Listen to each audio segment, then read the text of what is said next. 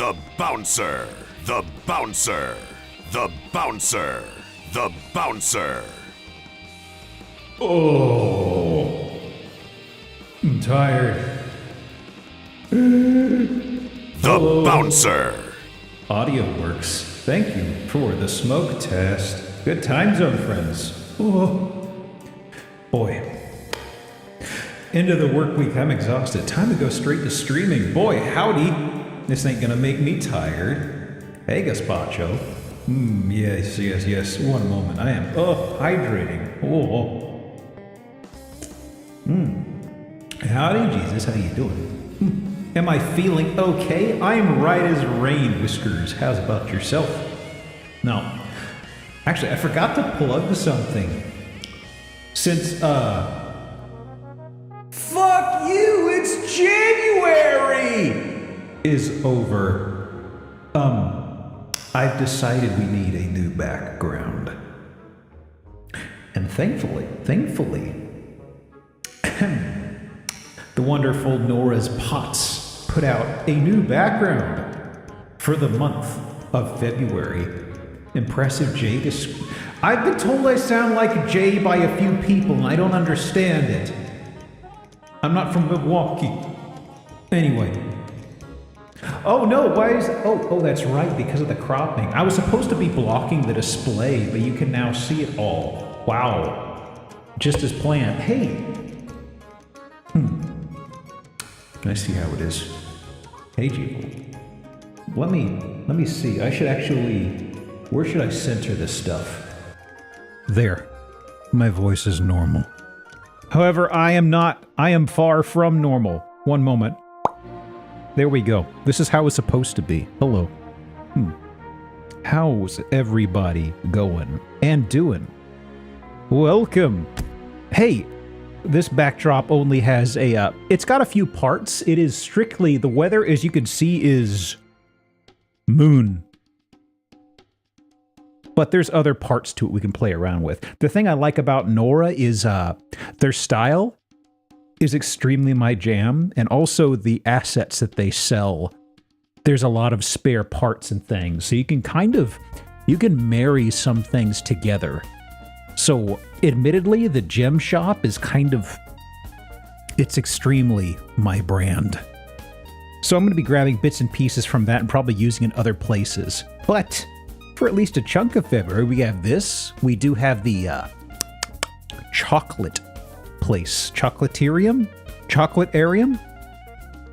Choco Shop.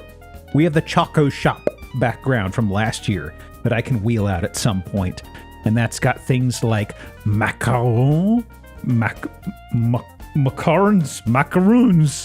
macaroons, that's different. It's got a lot of fancy sweet stuff in the background. Yum. Haunted chocolate. Possibly haunted. I mean, the Socko isn't working the shift there anymore. Hey, Faye. Oh, no. Are you okay now? I'm sorry. Emergency. Ooh. I hope you bounce back quickly. I am so sorry to hear that. I hope otherwise things are going okay for what it's worth. I'm so sorry. My goodness. Boy, hell of a way to end a week, huh? Jeez. Yippee. Yeah.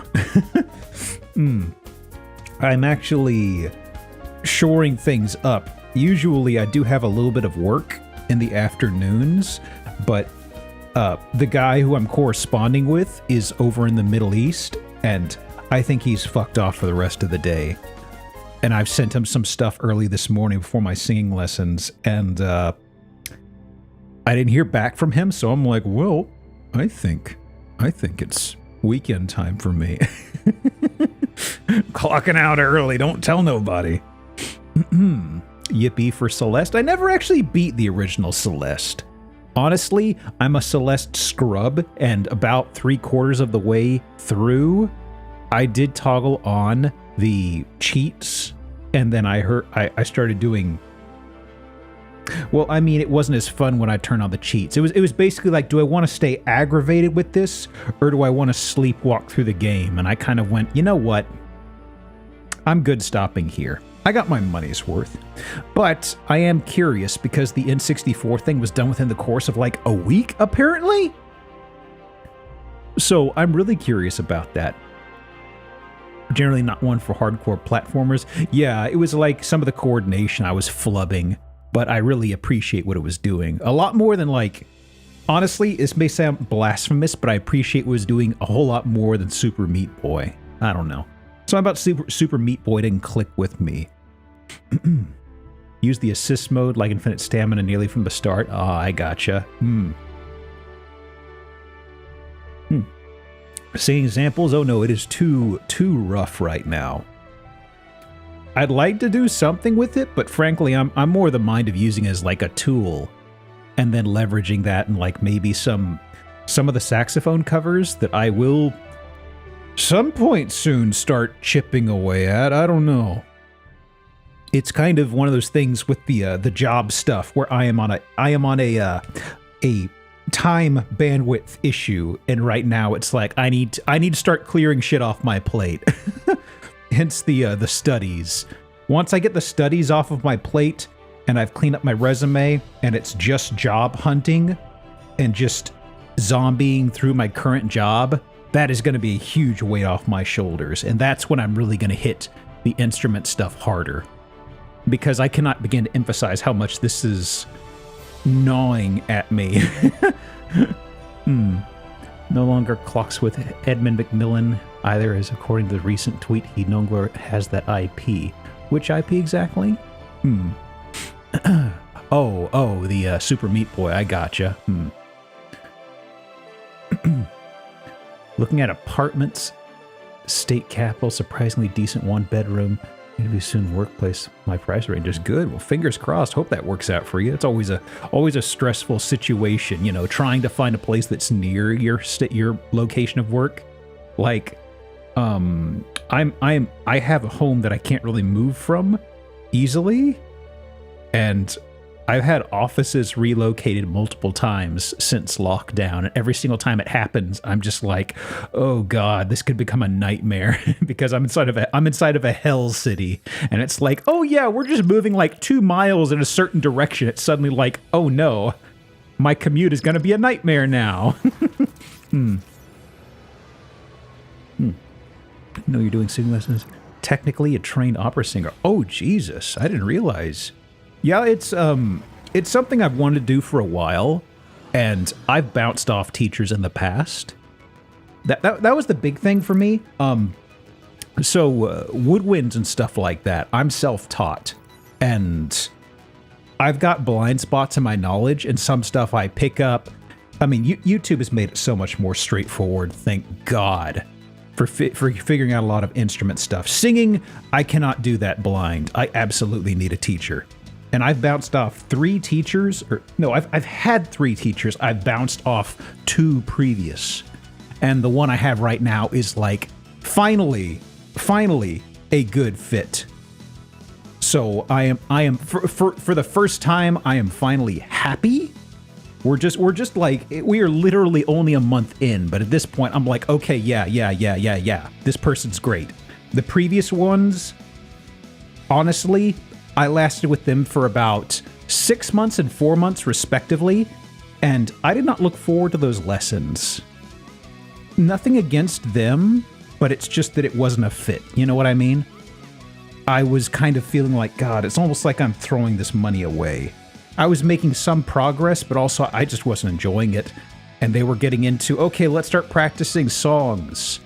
And it's like there were basics they weren't relaying very well. And they got into songs, and the songs were just like pulling teeth. They were just not interesting. And this person, we haven't gotten to songs yet, and I'm not in any rush, but it's just, we'll go off on derails and talk about different things. She does like mixing and stuff like that, and sometimes it really helps a lot of things click into focus. So it's been very, very good, because I outright told her, hey, singing covers would be great, but I'm also using this as like a connective tissue.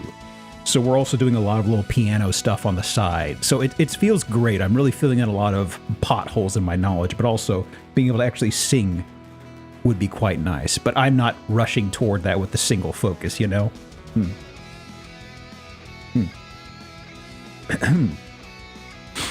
Let me see. Want to pick up weird bad habits and hurt yourself or burn out?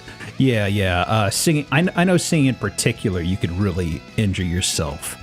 The thing that really frustrates me with woodwind stuff is I really wish I had access. I mean, I wish the way the internet is right now, I wish that was a thing back when I was a kiddo, because there's so many things I had wrong and bad with my musical form, my embouchure and stuff like that, and they were things that were never explained to me, and they would have made stuff so much more easy. Like too much, like not being able to hit a note properly and focusing too much on lip pressure on the reed, which you're not supposed to do. It made my high notes sound atrocious, and they always did, and nobody ever really told me about that. So whenever I'd see an extremely high note I had to hit, it always sounded like crap to me. And I didn't have too many things that ran into that, but whenever it did, I was just like, this is going to sound like shit. And sure enough, it did. And I was just like, I just thought, high notes just don't sound good on a clarinet, I guess. It turns out, well, they can be shrill, but that's because you can't produce the sound, you're not using enough air, so as a result, you are just clenching down, trying to squeeze out something. The birds are good friends? Oh, yeah. If I had to make one slight critique about this background, I do feel it is a little active. So I do have some other alternatives we can shift to, but for showing it off, I think for this weekend I'd like to do the entire thing. There's some other stuff. Like there's one that's like just a smash zoom of the side of the cart, which could be good.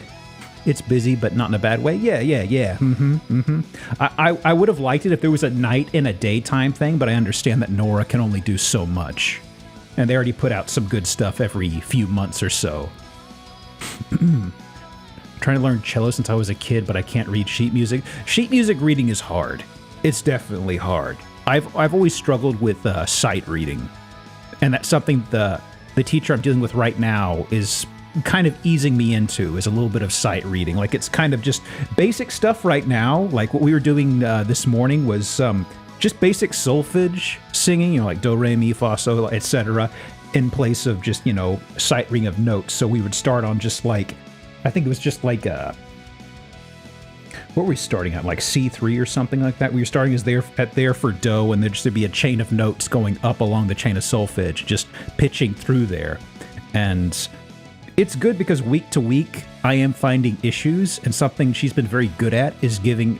I mean, she doesn't outright say, work on this is your homework. She's very good at going through, and I'm making notes to myself, and I'm saying, okay, what I'm taking away from this is my homework. And most weeks, I'm just kind of like, I'm going to work on this. Is that what you're thinking? And she goes, yes. And it's great. So it's good because I'm seeing a lot of market improvement. So it's going great. Kind of just like some extra barrier there. Oh, yeah. Honestly, part of me wonders why I can't sight read better. Because, I mean, honestly, actually, I should rephrase this. Part of me wonders how people sight read so easily. Because, okay. Ascending, descending, easy as hell. But once you get to like some of the higher, lower register stuff, sometimes it comes down to just it comes down to eyesight and things like that and reaction. And it's just, it gets so, I mean, I know it's just the answer is practice, but it's also just kind of like, I've been doing this for a while, not focused sight reading, and that's the problem. And it's something that, You have to very pointedly practice sight reading. I remember I've talked to my father about this. My father was back when he was in college, he was very close to becoming a music major, but he just really didn't like learning music theory. He thought that it killed a lot of the fun for him. And I can definitely understand where he came from, because the place where he was, the music program was very stiff, very stodgy. And he just kind of liked doing jam sessions and stuff like that and playing whatever instruments were needed. Because he was kind of like the go-to guy for a lot of instruments because he knew how to play so many of them. And one of the things he said was that sight reading was something that his high school was really big on, and he knew that was a filter going into college, because that was like something that I ran into when I talked. We didn't really talk about this stuff too much when I was growing up, because he was doing farming stuff, and I don't know how important it was to relay it to him, but we're just having like, just bullshitting about this stuff. And I was like, oh yeah, I totally ran to that like a brick wall, dude. He's like, oh, well, that's something that like he knew was like a big filter going to university, because some places like his school, high school, they're very big on music, sight reading. And they had specific drills and things. And just one of those things, it has to get beaten into you. But having dyslexia on top of that, I can't imagine how flummoxing that just must be. Gosh. Feel better. Dad's been playing music for 50 years and never been able to read sheet music. Instead of that, he has this thing where you hear a note and recreate it perfectly. I think it's called a golden ear. Wow. Yeah, I mean, honestly, I like the idea of reading sheet music and figuring out how all this stuff works from a technical standpoint. But at the end of the day, being able to transcribe and play stuff by ear is like absolutely like the pinnacle of what I'd like. Because when it comes to like doing covers and stuff like that, a lot of that's going to be transcription, and a lot of stuff I have in mind, they of course don't have sheet music. So I'm going to have to sit there and probably re-listen to something and be like, what is that? What is that? Yeah, it's just, I do know the method for that. Once again, the whole, it's practice G-up thing, but it's also just hearing a note. And I know the way to practice it because I heard somebody describe how they practice the skill. And the crux of it is basically, okay, you know how they're singing, somebody could hear a note and they could recreate that, like, oh, is that E2? And they'd sing it, like, okay, yeah, that's what it was. The whole thing with that on an instrument is you need to be able to match that in your ear and also just mechanically map your fingers to it. Like, I remember this story that somebody was talking about where they learned how to do that to an extent, is they would hear like a bell chime at their school. And when they were trying to learn by ear, they picked out that tune. It was like a 3 or 4 note chime. And they heard, and when they were thinking about something with trying to learn by hearing, the bell went off. And they're like, oh, okay. And they paused. They're like, wait a second. I was just listening to one of those notes. They just sat there, and then they would just, something they did out of habit was they would just mechanically wiggle their fingers like as if they had the instrument with the keys. And they just started doing that in passing with a lot of stuff and got to the point to where it was just second nature to do that. I don't know. One of those things that I could probably work on eventually, but there's so many avenues to attack and so many skills and things like that. I don't know. It's fun to talk about at least. Lord knows if it'll help me though. Need a tune stick in my brain first. Something that I'm having issue with directly right now is, okay, so sticking the very first note. Like if I am told by the teacher, okay, we're gonna play this series right here. The first thing that always gets me is getting the first one. If I can stick the first note, the rest of them probably gonna be pretty okay. Lee's Barker 1 just subscribed for 3 months. Well. Welcome back, Liz. Thank you for the Prime, by the way. Thank you for 3. Whoa. Brian's reading skills leave a little bit to be desired. Ow. Thank you for the follow, by the way. Ow. Oh, my bruises. But anyway. Yeah, the music stuff, the thing that was getting me, like, I mentioned market improvement. Like, going back, I don't know, 2-3 weeks, I was very shaky on, I believe it was ascending. Yes, the teacher told me descending was for people that she'd seen descending would be easier. At that point, ascending was bad. I practiced, maybe about 10 minutes a day. And I found I could do ascending, descending pretty well. And the problem is now is just sticking the very first note. And it's like, if I can get that, I'm usually pretty okay. So like, at least for my homework, that's what it's going to be, is just getting a note and sticking the landing. One time I was hitting on my glockenspiel, went, wait, that's the start of the Min of Harlech, and figure out the rest. Yeah. I hadn't actually approached it too much in the way of a pattern until recently in my brain. So it's nice to actually be able to think about it in that aspect. Like, oh, I know how the rest of this goes. Automaton, all you can do is figure it out by ear. Actually, how is the automaton played? I remember I've seen this. It's electrically powered. You just press keys and stuff like that, right? I always think of like the I always think of like the joke bells on the bottom. I always see the people's faces or little doodads. Giant Steps cover? No. Honestly, saxophone stuff, I'd mention like I've got several I have in my mind for the very start of the saxophone ones. Like the first would be that the ubiquitous background track from Big O you'd always hear. It was effectively the theme of Big O, not the opening, but you know. Want the Kirby automaton? Oh, I'm sure they've got a bajillion of those, right? Also, I think it was funny. Last week, I went through a few quick little things on YouTube that I was mentioning. Oh yeah, I'd like to do these for covers, and one of them was like a very specific point inside of a Tatsuro Yamashita song, and I just played a solo. Now, it was like 20-30 seconds, and I was talking over it, and I thought it was funny because like I said, okay, I need to stop playing this right now because YouTube's gonna ding it, because I know Tatsuro Yamashita is like a bitter old man when it comes to sharing music digitally. Well, sure enough.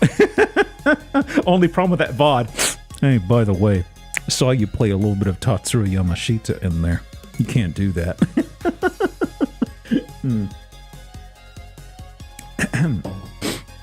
One of the unfortunate things with doing longer streams that apparently inside YouTube you can do editing after post to mute out audio like that.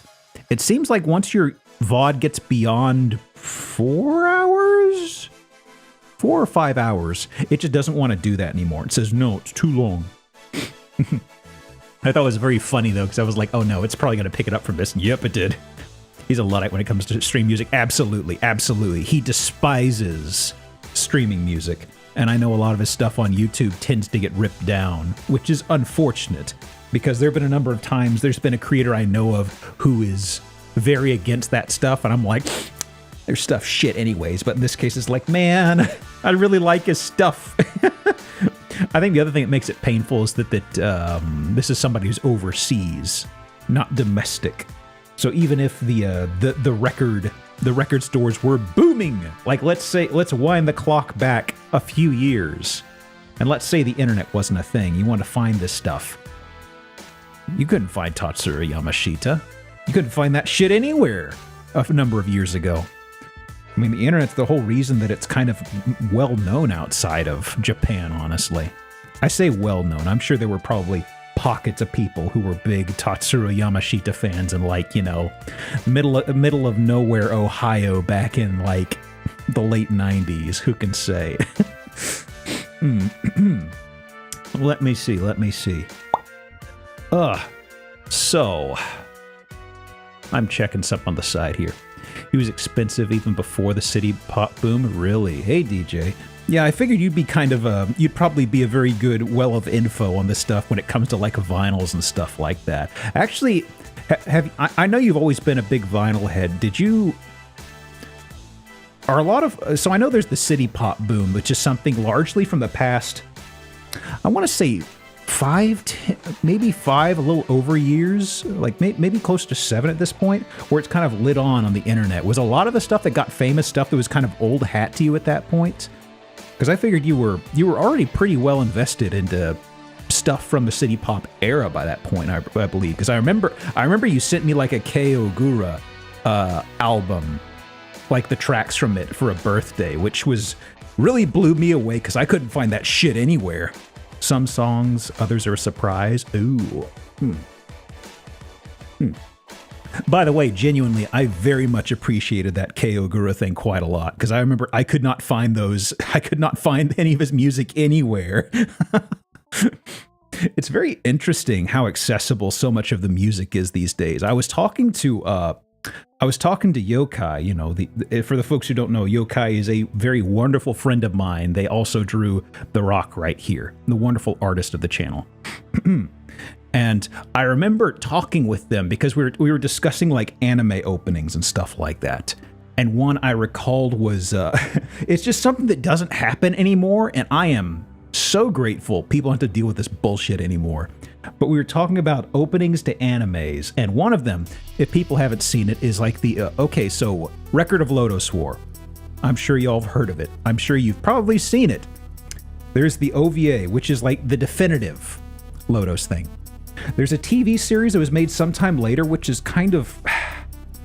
It's not very good. It's not very good. But the opening is like fucking banger, 10 out of 10, goddamn gorgeous. Like I think that the lady who did is it Utada Hikaru? I believe it was. I think somebody mentioned that was like one of her big breakout songs was doing the opening to that. Because I remember I posted about it like a year or so ago, and somebody pointed out all the talent that went into the opening. But it is really goddamn good. It's funny because finding a high quality version of that on YouTube seems tricky. Like the actual opening anime. Or the opening animation. It's all crunchy and deep fried, or it has a big... It was Maya Sakamoto? I'm sorry, I totally got that screwed up then. Okay. But yeah, the thing is... I also said to Yokai, oh yeah, I was thinking of this other Lodos spinoff. There was another Lodos spinoff. It was called Legend of Crystania. It was not very good. It wasn't very good. Oh god, it was terrible. It was meant to be... I think it was supposed to be a tie-in to the TV series of Lodos, which wasn't very good. So it was a bad spinoff of a bad reboot. And I remember the opening was one of the biggest earworms I had heard in an incredible amount of time. And I shit you not, I was trying to find the opening to that for like... It had to have been over 6 months. It had to have been. Because I remember getting it on rental and hearing that opening, and it was so good, and I kept looking online. I knew the name of it. I knew the artist, and I couldn't find that anywhere. I was like, where the hell do I go to import this? And it was just something so frustrating that was so common back then, and I'm glad people don't have to deal with it, but it seems there's still folks who still want to, stifle distribution of their music, I guess. Maria Takeuchi and Tatsuro Yamashita are married. Yeah, that was a fun little thing to discover. It was also interesting to see them doing covers or versions of each other's big hits. I just got the mini CD of that OP. Oh, hell yeah. So let me see. Ooh. So I mentioned we may have a good amount of emotes coming in.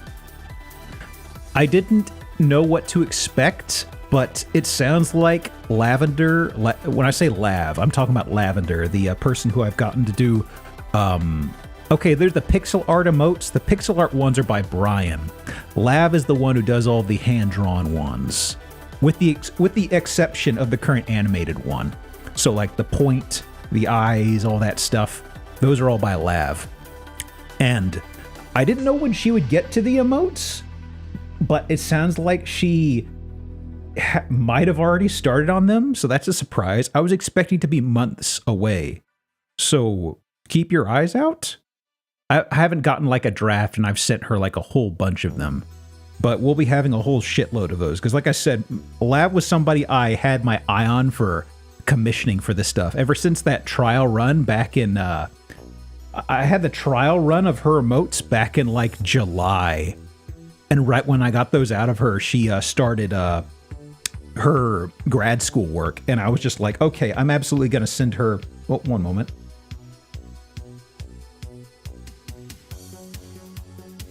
Ugh, had to cough, sorry. Anyway, I sent her, I got the emotes out of her, and I was like, okay, I'm absolutely going to send her a big list of emotes once I get a better idea. Her school started up, and she did have a queue she was working through, and I just kind of said, could I get on that wait list? And, it just recently opened up, but I mean, effectively, I had a big pile that got bigger and bigger, and then when they said, oh yeah, you're not limited to 60 emotes anymore, I was like, fuck, okay, that makes this easier, so I just kept piling them on. So we'll have a lot of them coming some point soonish. But she's already started work on that, so I am stoked in the event that she may have drafts and things like that. Let me see here. So, okay, something else I mentioned in the Discord that something that's up in the air right now is whether or not we will have a guest for Sunday. There was a guest we were going to have. I don't think it's going to happen for now because they were deliriously sick. And I think they have just bounced back from that. And I did send them a reminder like at the beginning of the week. And it's kind of like, you know what? I'm just going to let that idle. And until they get back to me, I'm not going to prod them about it. Because it's like this week, I'm totally cool with it. Beyond that, I'm like, she knows I'm interested in that, and if she's kind of just, forgets about it, it's okay, whatever. We've collabed before. So, we'll see. I'm very low stress on this stuff, so if they can't make it and I don't hear back, that's cool. I mean, I've still got a bunch of monstrosities. Honestly, the only thing that would change between having a guest and not having a guest is having to decide which of my cursed children would be the opening warm-up house. I should actually double-check my list here. Hang on. I still do have a bullet point list of sicko starter houses, don't I? Yeah, that's still on there. Cool. Okay. I thought I lost that. Okay. So that is there. Oh, so something else that's happening, I think this weekend, it's not going to be streamed because I don't know how engaging it would be from my point of view, but I got roped into like a Minecraft collab thing. So we'll see. Full disclosure, one moment, got a cough coming on.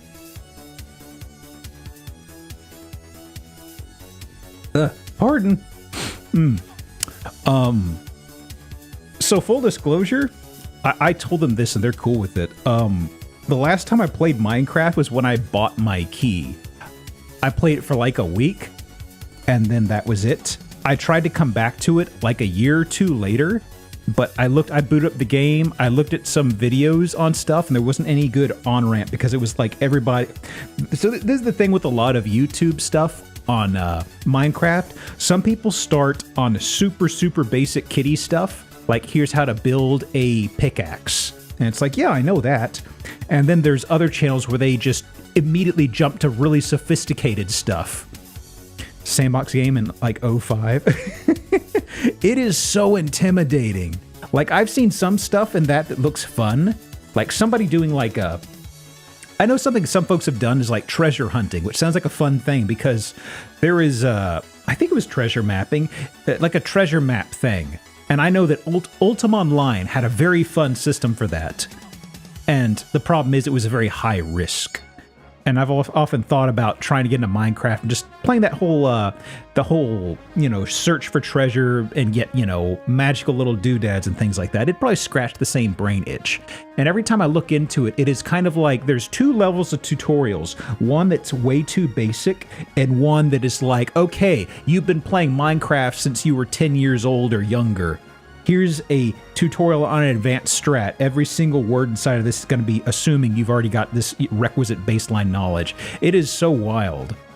Because, like, the Discord I'm in, I mean, everybody in the Discord is wonderful, okay? This isn't anything against them. It is just very startling because I am in a collab with a bunch of folks who I am pretty sure have been playing since they were kiddos.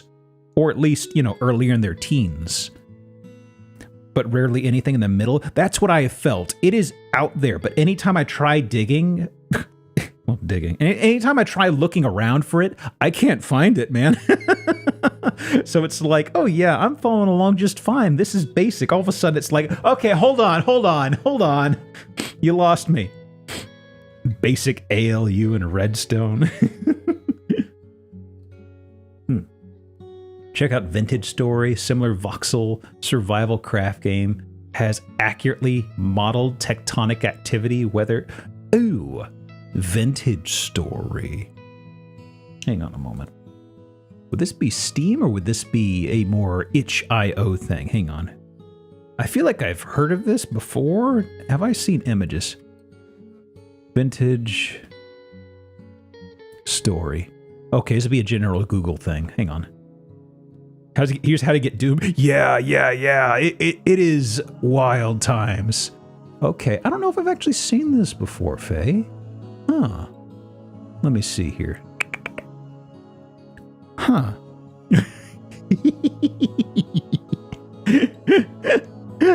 That's weird. That's weird. Oh, come on. Come on. Hang on. It blinked away. Hang on, y'all.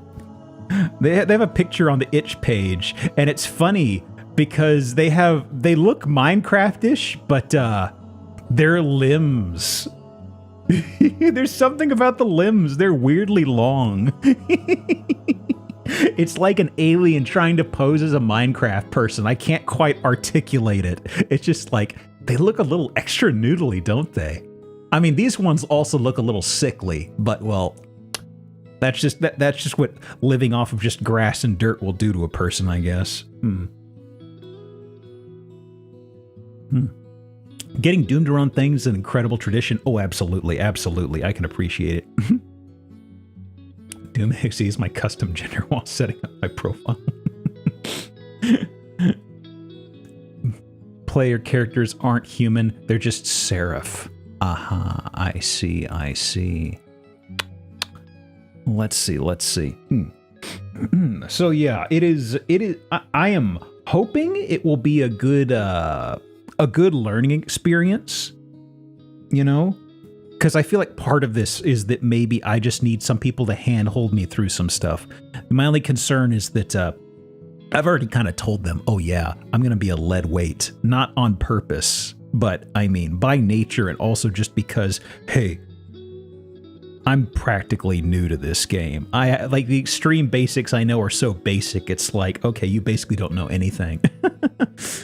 Because I mean, this is like, it is, okay, so the thing with this is it is a custom server. There's two teams. One team is effectively Team Gamer. The other is effectively Team Tech. And it's just kind of like whatever flavor of streams you do or your backgrounds we shunt it into. I'm on Team Tech, so I got a lot of folks who are, you know, very familiar with projects, coding, and stuff like that. That's fine. But it just also, it taps into like the mental ley lines that built their career paths and stuff. So it's like they're already sicko mode on this stuff. And it's like, oh, this is interesting. But I'm so many degrees of separation from what they have on knowledge that it's just like, okay, it'd be fun to figure this out, but I'm just going to bumble along and hope that things make sense to me somewhere along the way. Because there's also a bunch of mods that make quality of life stuff so much more straightforward. Like, there's a mod in there that effectively just digs out huge chunks of land in a single click. So as opposed to, oh, I'm going to make a relatively straightforward corridor that's a descending stairway downward. There's like a preset just to knock out like 6 blocks at a click. And I'm like, oh, well, that's grunt work I could have done, but now that's there. So it's like, okay, how else can I contribute? Because if it was like, gee up, I need you to make this massive area and hollow this out, I'm like, yeah, I'll do that as a project. It seems like there's actually a preset just to fully bulldoze shit within a matter of seconds. I'm like, oh. Huh. What do I do now? Features things like flint napping, managing crop rotation, chemicals in the soil, alloying metals. I'll give it a poke. Kind of depends. Some things get a little too down into the weeds on those topics. Like I remember there was a very strange survival game. It's probably one of those that's burnt out on Greenlight. Or no, early access. It burned out on early access. It was a survivor game where it had like, I want to say dozens of stats and vitamins and minerals and things inside your system you had to police. So it was just like, who the hell is this for? So it's like, your vitamin B2 levels have fallen below this point. You're going to start losing health now. It's like, no. Greenlight, yeah, aka Thunderdome. Scum, maybe? I don't think it was Scum. Let me see here. Maybe I'm wrong. I really can't remember the name. Scum. Let me see here. Actually, this might be it. I think it might be Faye. I'm looking through the store trying to find a picture of the UI. I mean, they make the pictures seem so cool. Okay, yeah, I finally saw a picture of like a naked dude with some stats. It's like, okay, yeah. Wow, this has actually been an... The characters look so ugly. It looks so ugly. I mean, I know it's been in that state since 2018. God, I thought this was newer. Boy. Huh. It's one of those things, God, did DayZ ever come out? I'm just thinking about these games that have been like in early access for a very long time. DayZ. Man, I got DayZ an eternity ago because it looked entertaining. Okay, DayZ was also 2018? Well, I must have spotted it in the early access days. Because for a time, it seemed streaming DayZ was a big thing. Because, okay, so there were long stretches of Twitch where I did not pay attention to it. And there was a time where there were some streamers that did DayZ who were very good at it. And it was very entertaining for me to pop in and just watch them and stuff. Like, that was the most, for lack of a better word, closest to normie stream stuff that I watched for a time. Because there were some who were, they knew the bugs and stuff, and they knew the map well enough to where they could run to some fun things. Got eclipsed by Battle Royale games. Yeah, that probably would have done it. Because I know that DayZ had this, the dev cycle was very confusing. There was a lot of 1 step forward, 2 steps back. Sometimes they bring in some cool stuff and it'd break a bunch of things. DayZ official release was 2018. Oh, that's probably what I'm thinking of then. Yeah. Because I was like, well, I knew it came out early release, but I was sitting there thinking I could have swore I was watching this stuff before 2018. Because one of the guys I was watching, I believe, let me see, when did this come out? Hang on. What was this one named? Ow. Thank you for the follow, by the way. Yeah. So there was somebody I was watching. I remember they did one of the guys did a sponsored stream of Assassin's Creed Syndicate, and that was 2015. So yeah, I was watching the DayZ in 2015. There we go. Wonderful. It all comes together, right? Zomboid is pretty popular amongst college runner streamers. Ooh. Thank you for the follow, by the way. Yeah, Zomboid, I've seen some people going really sicko on. Like who are some that I've seen recently? I know for a while Randon was doing that. I don't think he's done anything with it recently, but there were some other folks who've been on some kicks with it. It looks interesting, you know? Every now and again, I'm like, should I pick that up? And then I read reviews and I look at the Steam store and I'm like, I'd probably play for one session and never touch it again. Zomboid good. I've heard if it clicks, it really clicks. Okay, so this is gonna seem dumb, but the only thing that I was thinking about with Zomboid was, you know, it'd be fun. This is me talking to myself. Not that I'm doing that right now. I am talking to myself, but I mean in a non-online, mentally in my brain, which is called thinking to yourself. But I say to myself in my brain space, it'd be very interesting to play the game and just focus on zombie extermination. And what I mean is, like, specifically, I know there's a respawn and the notion is survive and deal with waves and stuff. And I was just like, I know it's supposed to be a massive amount of zombies, but part of me is like, I would like if it was like, if like you started the map and there was a finite number. And I'm not talking about make a less. I'm talking about like an actual shitload of zombies, but just like finding a way to whittle away at them. You know what I mean? But everything I've heard is that there is like a sort of a respawn mechanism. And I would just, if there was a way to do that, I would actually love that. You know, just a way to shut my brain off and play around, you know? Pardon me. Creeper World. That's familiar. Hang on. Creeper World. Creeper World could be a number of things, really. Creeper World. Let me see here. I've heard of this. I remember this having like really crazy high reviews on Steam. Interesting. I'm thumbing through images trying to Okay, this leads into something I could talk about in a moment. Let me actually pull this up for y'all to see. I was just kind of doing this in my back pocket, so to speak, but since I am looking at it for a few more moments, I should bring up on the browser so you'll have some context here. Hang on. Chrome. Yes, please. Chrome. Yeah, there we are. Perfect. Man. Huh. So, how big is this going to be? That's pretty big. That's no. Yeah. Okay, hang on. Chrome. There we are. Uh-huh. So. I don't really know how it plays, but I remember some folks, I can't remember the context, but someone was really praising this, and I remember looking up pictures. I think it was like the dev made a different game, and that's where I heard about this. Creeper World is you using hoses to defeat nanomachine goo. Nanomachines in goo form?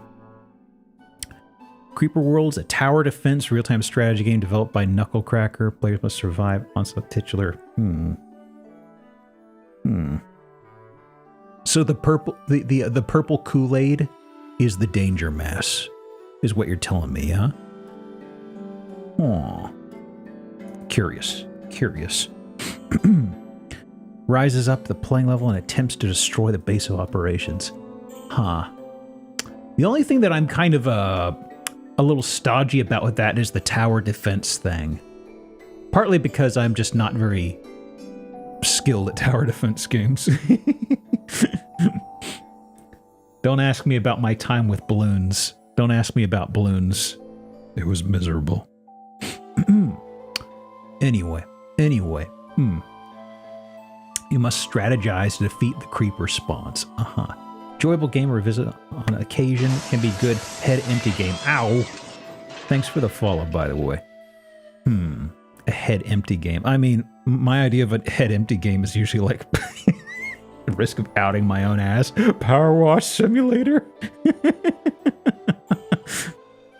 I need more dadcore games. It feels like dadcore stuff is kind of my shit. I don't know. Don't ask me how many hours I have. God, do I have any game that I have more hours on than Power Wash Simulator? Hold on. This has crossed my mind more times than I can care to admit. Oh, Disco Elysium. Yes, I need to beat you. Power Wash Simulator. 230 hours. I know there's folks who may have 1,000 hours on a certain game. I need to say, these days I don't game much outside of streaming, but anytime I have gaming or I need to just make my brain deflate and smooth out the wrinkles, I'll just play Power Wash Simulator. Let me tell you. Okay, I remember Smite for a time was doing like speed runs. He was like doing speed run competitions of Power Wash Simulator. And I remember he and Ty were talking about the there's like a level that is like a tree, like a tree fort. A big old building in a tree, and it was this multi-tiered structure. And they were always talking about that being the worst map. Like they said, it's miserable, it's too long, and I'm sitting there saying, no! That's the best one! I look forward to that every single playthrough. That is such a good map. I don't know why. I can't explain it. I can't explain my brain rot. I love Treehouse. How dare you? They made the Subway. Okay, Subway kind of sucks. Subway kind of sucks, okay?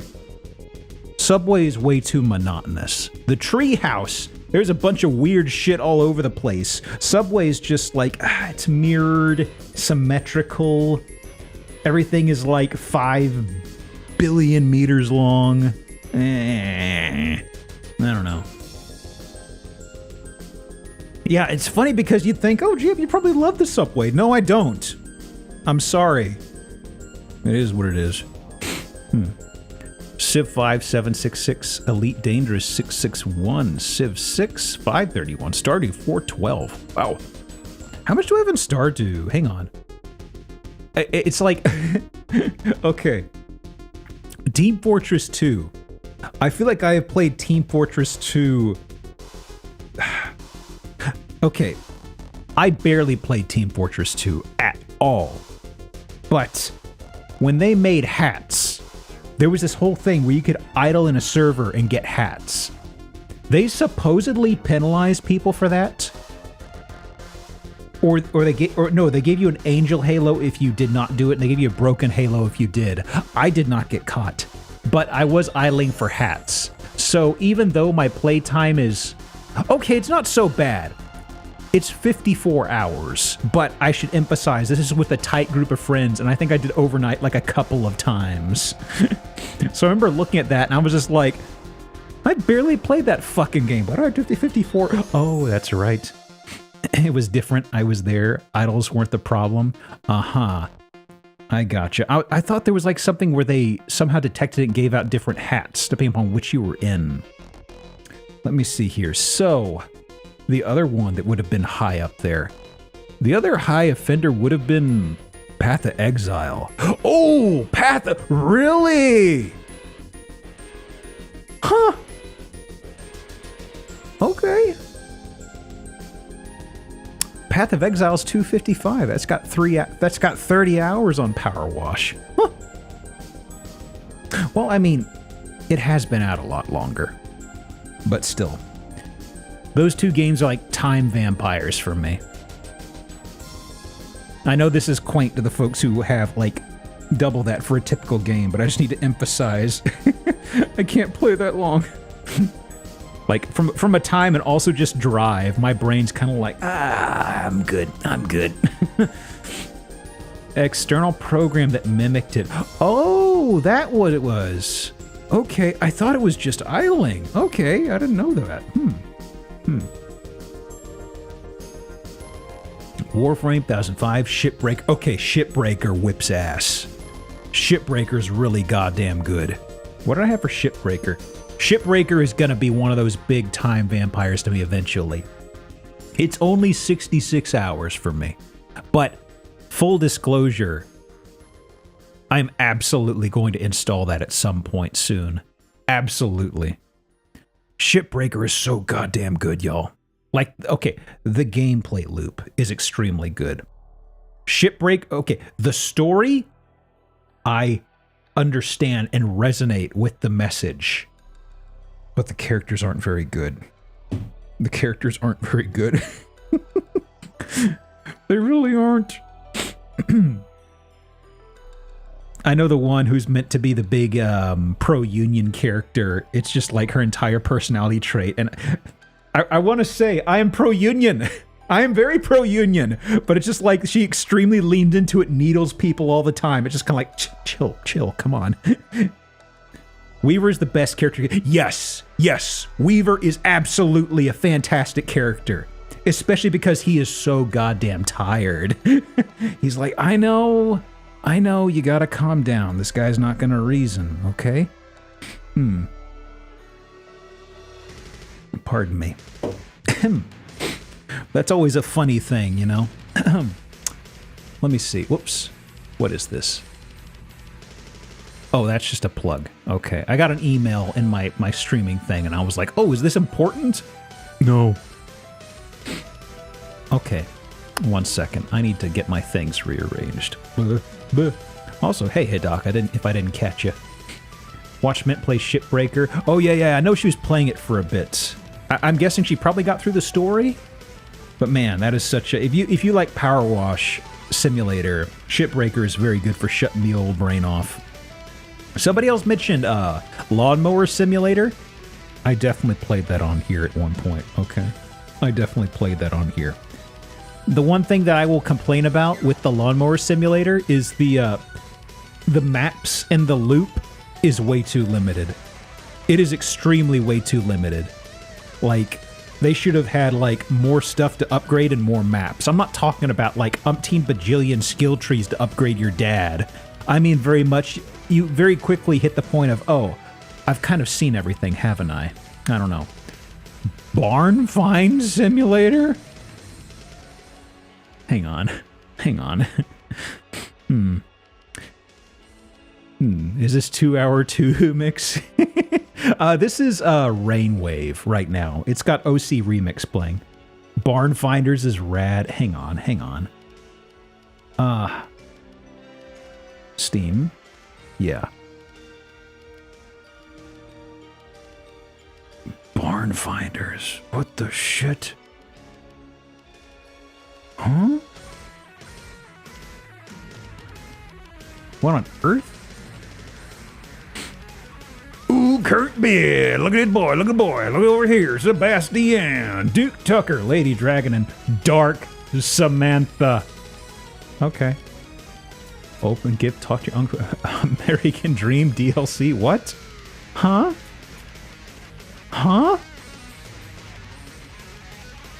Is this cropped okay? Yeah. What on earth? It's American Pickers, the game? What was American Pickers exactly? I know of the name. I definitely know of the name. Is Dark Samantha in Metroid Front? Huh. Why have I never heard of this? Is this from the Raft dev? Raft is one of those games I'd like to try, but I feel like it's a good collab thing, as opposed to a single-player situation. Huh.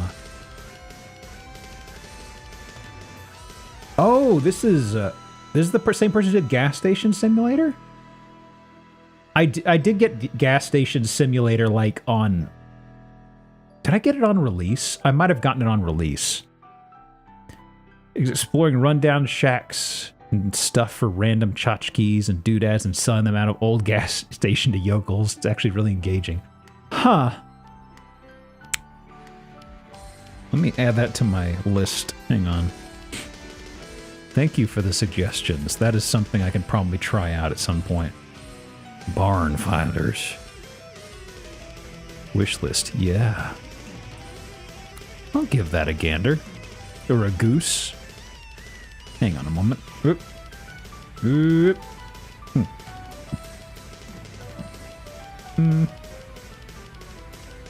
Let me tuck this away. There it goes. There it goes. Viscera Cleanup. I've played Viscera. It's funny. Viscera Cleanup is kind of like, what is it? Viscera is kind of like... Okay, it's hard to go back to Viscera Cleanup, to me, after doing Power Wash Simulator. I tried it, because I remember I cleared Power Wash, and I was like, maybe I'll go back to Viscera, because I played Viscera an eternity ago. And the funny thing is, with Viscera, is just everything is like a grenade that will explode juice. So like if you pick up an arm and you slightly nudge against the wall, suddenly you got blood everywhere. It's like, well, that's a spot I gotta clean again. And I feel like that should be intentionally. I think that's probably it, yeah. Is that that's, as opposed to bad design, that is just kind of like, no, that's what we want it to be. Shitty looking Suicide Squad game and a used gorilla song. I don't know how the ads work. They may be focused on individuals, or I actually don't know how they find how to pipe ads to people on here, honestly. Also, sorry about the ads. There's it's to kill the pre-roll nonsense, you know? I dragged my feet on that for a long time, but it's kind of like, I have enough mutuals who've kind of just gone, yeah, whatever. It kills pre-rolls. I'm just like, may as well. I was very hesitant about it for a time, and I was just like, man, may as well, because I keep coming back to it. It keeps bugging me. Pardon me. Pre-rolls being gone is much more preferable. Yeah. Like, I was talking to somebody at MAG, and they mentioned something offhand about, I think they said that, what was the exact phrase they used? They said they were trying to watch a stream at one point, but there was like, they mentioned pre-rolls were going and they refreshed on the device and it kept bringing them back. And I thought, oh, that wouldn't have happened if I had like run ads to kill pre-rolls. That's the big thing is like, if you refresh on a device or something and pre-rolls are still in place, you're gonna have to sit through pre-rolls again unless they're killed. From my understanding, like, so that's what I've seen on like a few tests, and this person describes something like that. I can't remember if I'm describing it properly, but I was hearing that and I was just like, well, if I just ran ads, like I usually just ran ads like at the beginning of the stream and like midway through, or whenever I take a break, and I was just like, God damn it, because like it wasn't important. Super important, but it was just very, very much I had somebody in front of me saying, oh yeah, I tried to, but pre-roll stopped me. And I was just like, motherfucker. Pardon my French, by the way. So I just decided, what the hell, I'll just do that. And I'll try to keep an eye on it. I'm not going to entirely turn on blinders because I know the banjo stream on last Saturday, I usually tried to plan breaks and stuff around right when that went off, and I was like hitting the snooze button and stuff like that. So I'm going to try my best to just keep an eye on that and scoot things around whenever that comes up. Plus, I've also noticed, this is a minor thing, I've noticed that the payout is actually... Okay, so this is actually a strange thing. I think it's because when you opt into it, they just change how the cut operates. Because they say 55% cut, but then they try to plug 4, 5, 6 per hour, and I'm like, no, too much. And the baseline is 3, and it's very interesting because ad stuff kind of went from nothing to at least something, and it was just very much like, whoa, that's just like a couple more ad breaks than I run per stream, so it was very strange. I guess opting into it is kind of the big lever, I guess you could say. Banjo stream was good times. Yeah, I'm hoping to finish it up tomorrow. It's kind of funny because I had this is just me being transparent about this stuff, but the Mario stream, I had Mario streams that go about the same length, and it's going to vary from month to month because typically the beginning of the year is when ad stuff is at the lowest on how they pay back. It gets into a whole bunch of stuff that I've heard secondhand mention of. I don't care to delve into, but it's just something I'm aware of. So payouts for ads are usually shit at the beginning of the year. They ramp up at the end of the year, things like that.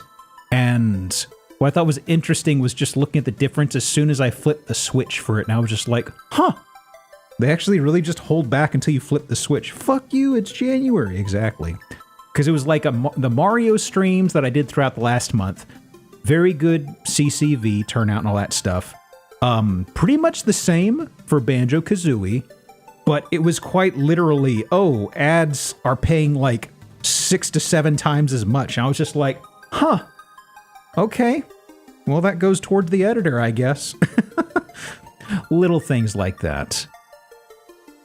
So I'm just trying to partition things like, okay, well, I was dragging my feet on like, how to cover things. It's like, well, that adds up across the course of the month, so that means I could probably grab the editor to do some stuff, since, edits done by myself are going to be extremely sparse, I'm sorry.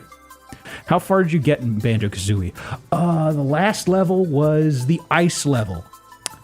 And I'm going in kind of a random spread, but I'm probably midway? Probably midway? Question mark? You do a T-pose. I'd like to take a screenshot for something I'm doing.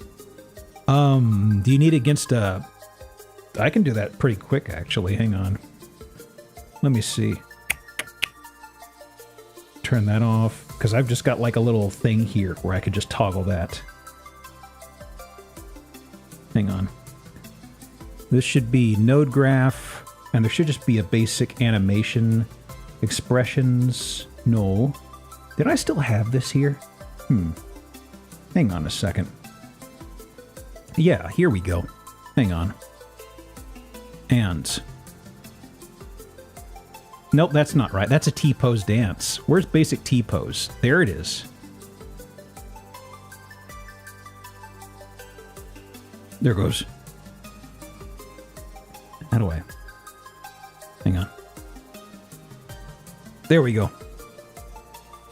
The bones on the arms don't work too perfectly, so the clapping is a little wonky. All right, and back in the normal realm. Beautiful.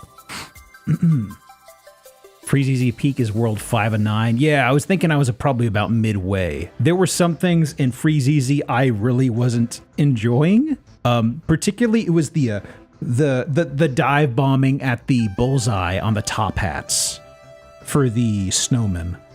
I was having the goddamnedest time trying to do that.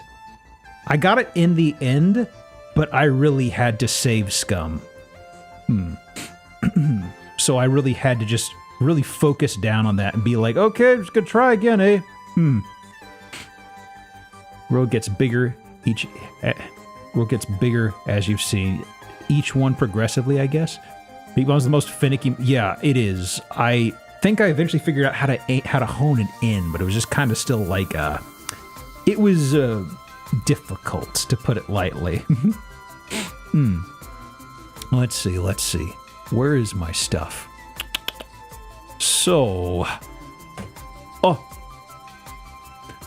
the thing that I am looking at here is how to phrase this. Something URW, been playing it for like a decade. URW. What would that be? I'm not familiar with that. Also, hey Bucket, how are you? Unreal World. I'm actually not familiar. I mean, I'm familiar with the Unreal Engine, but... Okay. So... Oh, because somebody else was talking about earlier. I'm sorry, I missed that. Oh, I missed Faye's comment. I'm sorry. Game suggestion, have you played Unreal World, Survival Roguelike, Iron Age Finland? You basically play a gremlin who lives in the woods? I've never heard of that. Huh. Sorry for confusion, Bucket. Released in 92, received regular... God. That's even beyond the Dwarf Fortress situation, isn't it? My goodness. Huh. Interesting. I mean, the description of playing as a gremlin is always kind of a... even though the definition of a gremlin is far widespread, and it varies from person to person, I do like the idea of just playing as a little guy. Whether the little guy looks like a goofy little dude, or if you're an actual green gremlin, like from the movies. Good fucking movies, by the way. Go watch them. Both of them. You heard me. Dwarf Fortress started in 02. Yeah. Let me see. So there's something else I mentioned. Okay, I mentioned this on Twitter. This is kind of something I want to get into. I'd like to do longer term on the channel. I'm feeling around, testing the waters on stuff. So we've got Zillows. Zillows are Sundays. That's pretty much set in stone. I love them. They're great. Gaming stuff, it's like, okay. I'm cool doing N64. Other gaming, I'm kind of like, well, we'll just try things out. Like Celeste today. I'm really curious about the Celeste 64. I saw a bit of it. It looks great. But also, it's kind of like, well, there's a whole bunch of different approaches to what normal folks do on streams, outside of the usual collab stuff. I'm talking about just solo things. And I'm like, well, there is just playing games, retro games. That's always a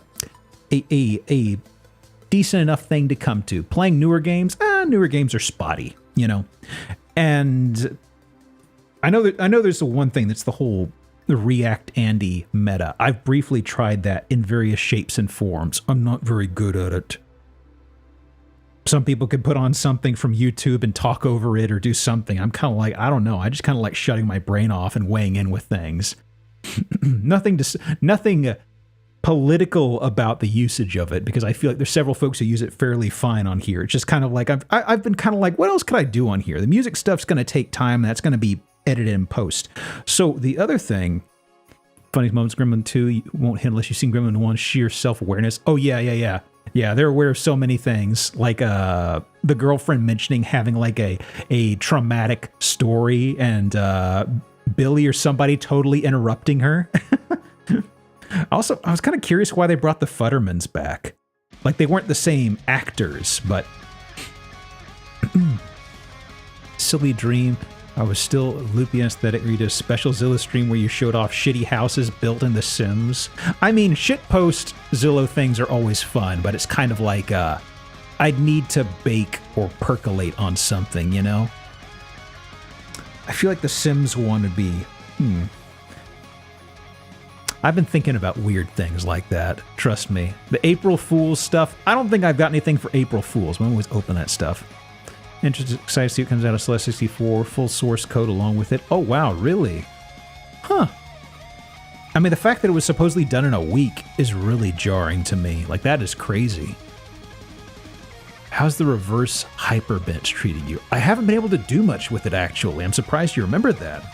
I did have, I was supposed to do, so I twice a week I usually do, you know, I like doing, you know, mostly I like doing upper 2 days a week and lower 2 days a week. And the first day was Tuesday. I was kind of spread thin on stuff. Yesterday was supposed to be my second pass of legs, and it was the heavier deadlifting day, and I was hoping to actually use the reverse hyper. But it's just, I was also kind of, I had to go handle some stuff. So it's kind of like, so far, I haven't been able to do too much with it, but frankly, I do need to get the form figured out a little bit better. Because one of the things was like my ankles tracking too far forward. So I still have like the very babiest of levels I have to test with getting used to it, but I will absolutely be using that a lot, especially given what folks say about the back stuff. Reverse hyper might actually be a Celeste speedrunning tech. Could be. Relax the core to let the back decompress. Boy howdy, boy howdy. Honestly, the thing that really gets me, that you don't think about until you're doing it, is how difficult it is to breathe on that, you know? It's like you don't think about it until you're up there, and then everything I read about and hear about is like, it is supposed to be hard to breathe. Yeah, it's supposed to. It's supposed to. You just get used to it. It's like, is the crest of my hips too high? Actually, the crest of your hips should be a little bit lower on that. It's gonna suck, but hey, it's not your back. Can't stream Second Life on Twitch. God, no. Speedrun to getting banned. I'd like to get the I'd like to get Stream 69 sorted out, but it's just, I feel like that's going to be on the back burner for a while. Frankly, Stream 69 is probably at this point going to be a longer running meme stream that'll happen eventually, for sure, but I don't know when.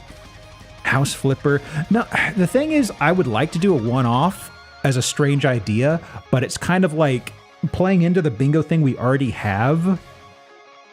I don't know. I really don't know. I'm open to stuff, but it's just also kind of like I'll sit there and I'll think about some hypotheticals and I'll be like, that wouldn't work, or I couldn't make a full stream out of that, you know? But anyway. So I mentioned kind of dabbling into other fields and things. From 68 to 70, then 69 suddenly happens later. You're ready for it? Yeah, exactly. We definitely didn't skip a number. Don't worry about it.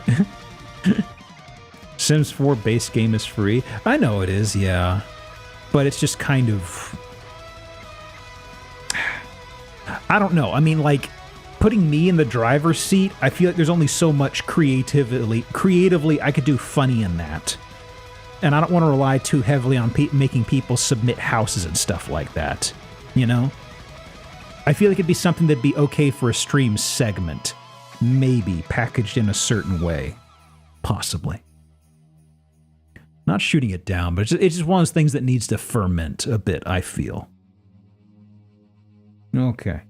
So, something that I was thinking on Twitter, though, when I was stewing over this, all these cooking terms, when I was marinating on this, was I want to do an actual, longer term, I would love to do more of these, but I want to actually do a sort of basic geology lecture.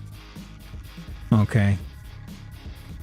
And so the thing is, the folks who don't know, a long time ago on YouTube, I actually did like history lesson type things.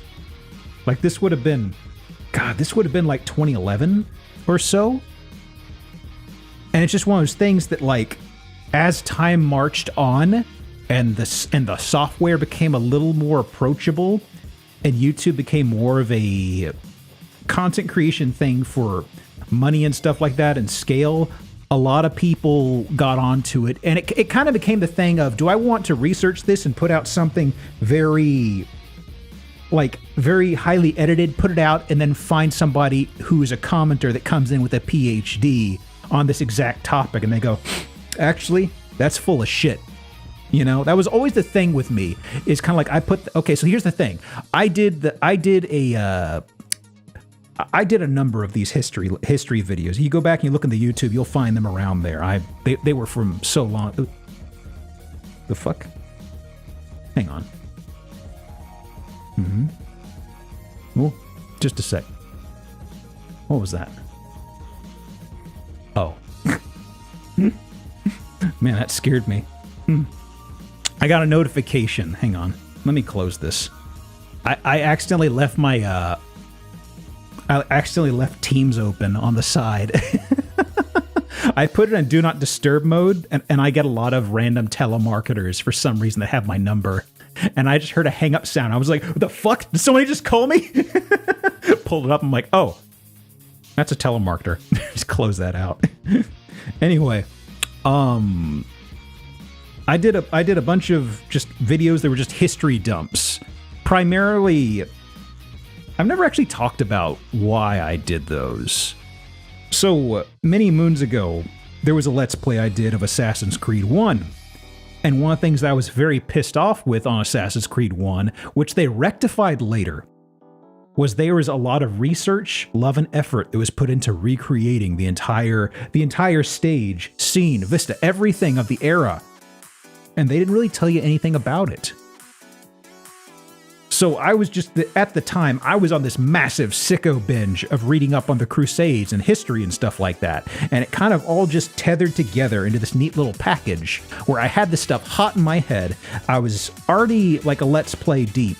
And I was just like, you know what? I'm coming to the end of this. There's stuff they have not talked about at all. So I just started doing segments and discussing about the Crusades and talking about how that specific crusade, how things were shaking out, what was going on with the story, who's this guy, what happens from here, stuff like that. And it just kind of, I made a video and folks seemed to like it. It was really, I really don't know why I decided to do such a crapshoot like that, but it's just, I threw it up as an update one day in the thread. Like, people were just getting Assassin's Creed stuff. I'm like, yeah, he seems to know stuff about the history. That's cool. And then all of a sudden, I put in a video that was like, it was like a 40-minute fucking video I did? I can't remember. I put in like several videos back to back, just no context. Like, oh, by the way, there's game stuff coming, but here's a video too. So here you go. And folks seem to like it. And looking back, I really don't know why I put that much effort into like a total blind pitch, but it seemed to click okay. LP archive and liked it a lot. Ooh, the Crusades, that's a topic. Yeah. And the thing that really got me with this, okay, it was a time investment, of course. Like a number of things. I mean, the reason the reason I could do the Dark Souls stuff is because the editing, to a degree, was a lot less. At least, the game capturing was pretty low. We didn't have to rehearse things. And that was kind of like an early clue that streaming would probably work better for me. Because I was looking at like Chip and Ironicus, and I know how much effort that Chip had put into stuff, and I know that other folks are doing the same, and I was like, well, I feel like I'm dragging too much on this, but it turned into, I can't justify doing this. If I do that, this would never get out. So it turned to that, and I was like, okay, it feels like I'm being lazy, but I'll do this. It works with Dark Souls, and that's where we went from there. Editing sometimes took a bit, but that was kind of just my process was dumb. But I know folks said they wanted more history segments, but it was always kind of like, I don't have the time. I am sorry. But also, I was thinking about it for a time. And I remember just out of nowhere, I was lurking in somebody's stream a long time ago. This would have been like 2015 or so, okay? I was lurking in someone's stream, And the streamer mentioned me because this is like a friend. I don't think they even stream anymore, but they mentioned me offhand. And then somebody mentioned the Crusades videos in chat. And then somebody commented saying, God, I couldn't stand those. He really fucked those up. He just did it all wrong. And it's like, nobody really reacted to it or said anything, but it was this extremely negative feedback. And I was just sitting there in my head, sort of like, okay, this is the kind of thing I was worried about. I was very much like, I never figured out what that person didn't like, or if it was grounded in anything. But it was somebody who just very pointedly was very, very clear about that was shit job. And I was just like, okay, maybe I just shouldn't do those. And that was about where I was extremely one-guide. So in my brain, I was like, well, maybe that's enough. Crusades are topping and get 5 different accurate viewpoints. Yeah, exactly. Like in mine, I kind of took a few different sources and wove them together. So one of them was about, just the Leper King and, a final hurrah, I guess you could say, of a tactical victory. And then you had after he passed, and then Guy of Lusignan, all this stuff. And then I had a more pro-Saracen angle and things like that. And I started talking about like the tactics and stuff like they did, because they were like, oh yeah, we're used to the desert. Oh, you want to try fighting us? Okay, we're gonna run over here. Ooh, that was scary. You almost got us. Okay, we're running over here again. Oh, you're getting kind of tired. What's going on? This keeps working. That's weird. He's so good at it. Oh yeah, absolutely. Chip is absolutely fantastic at pretty much any game generally. But anyway, so I was thinking the other day, I was browsing the science and tech subforum, and I remember just seeing somebody who his entire thing is basically doing paleontology, and I sat there and I was like, man, I miss teaching, because I was a TA through college, and I was just like, well, if the thing that scares me is highly edited content, why not just plan like a loose lecture?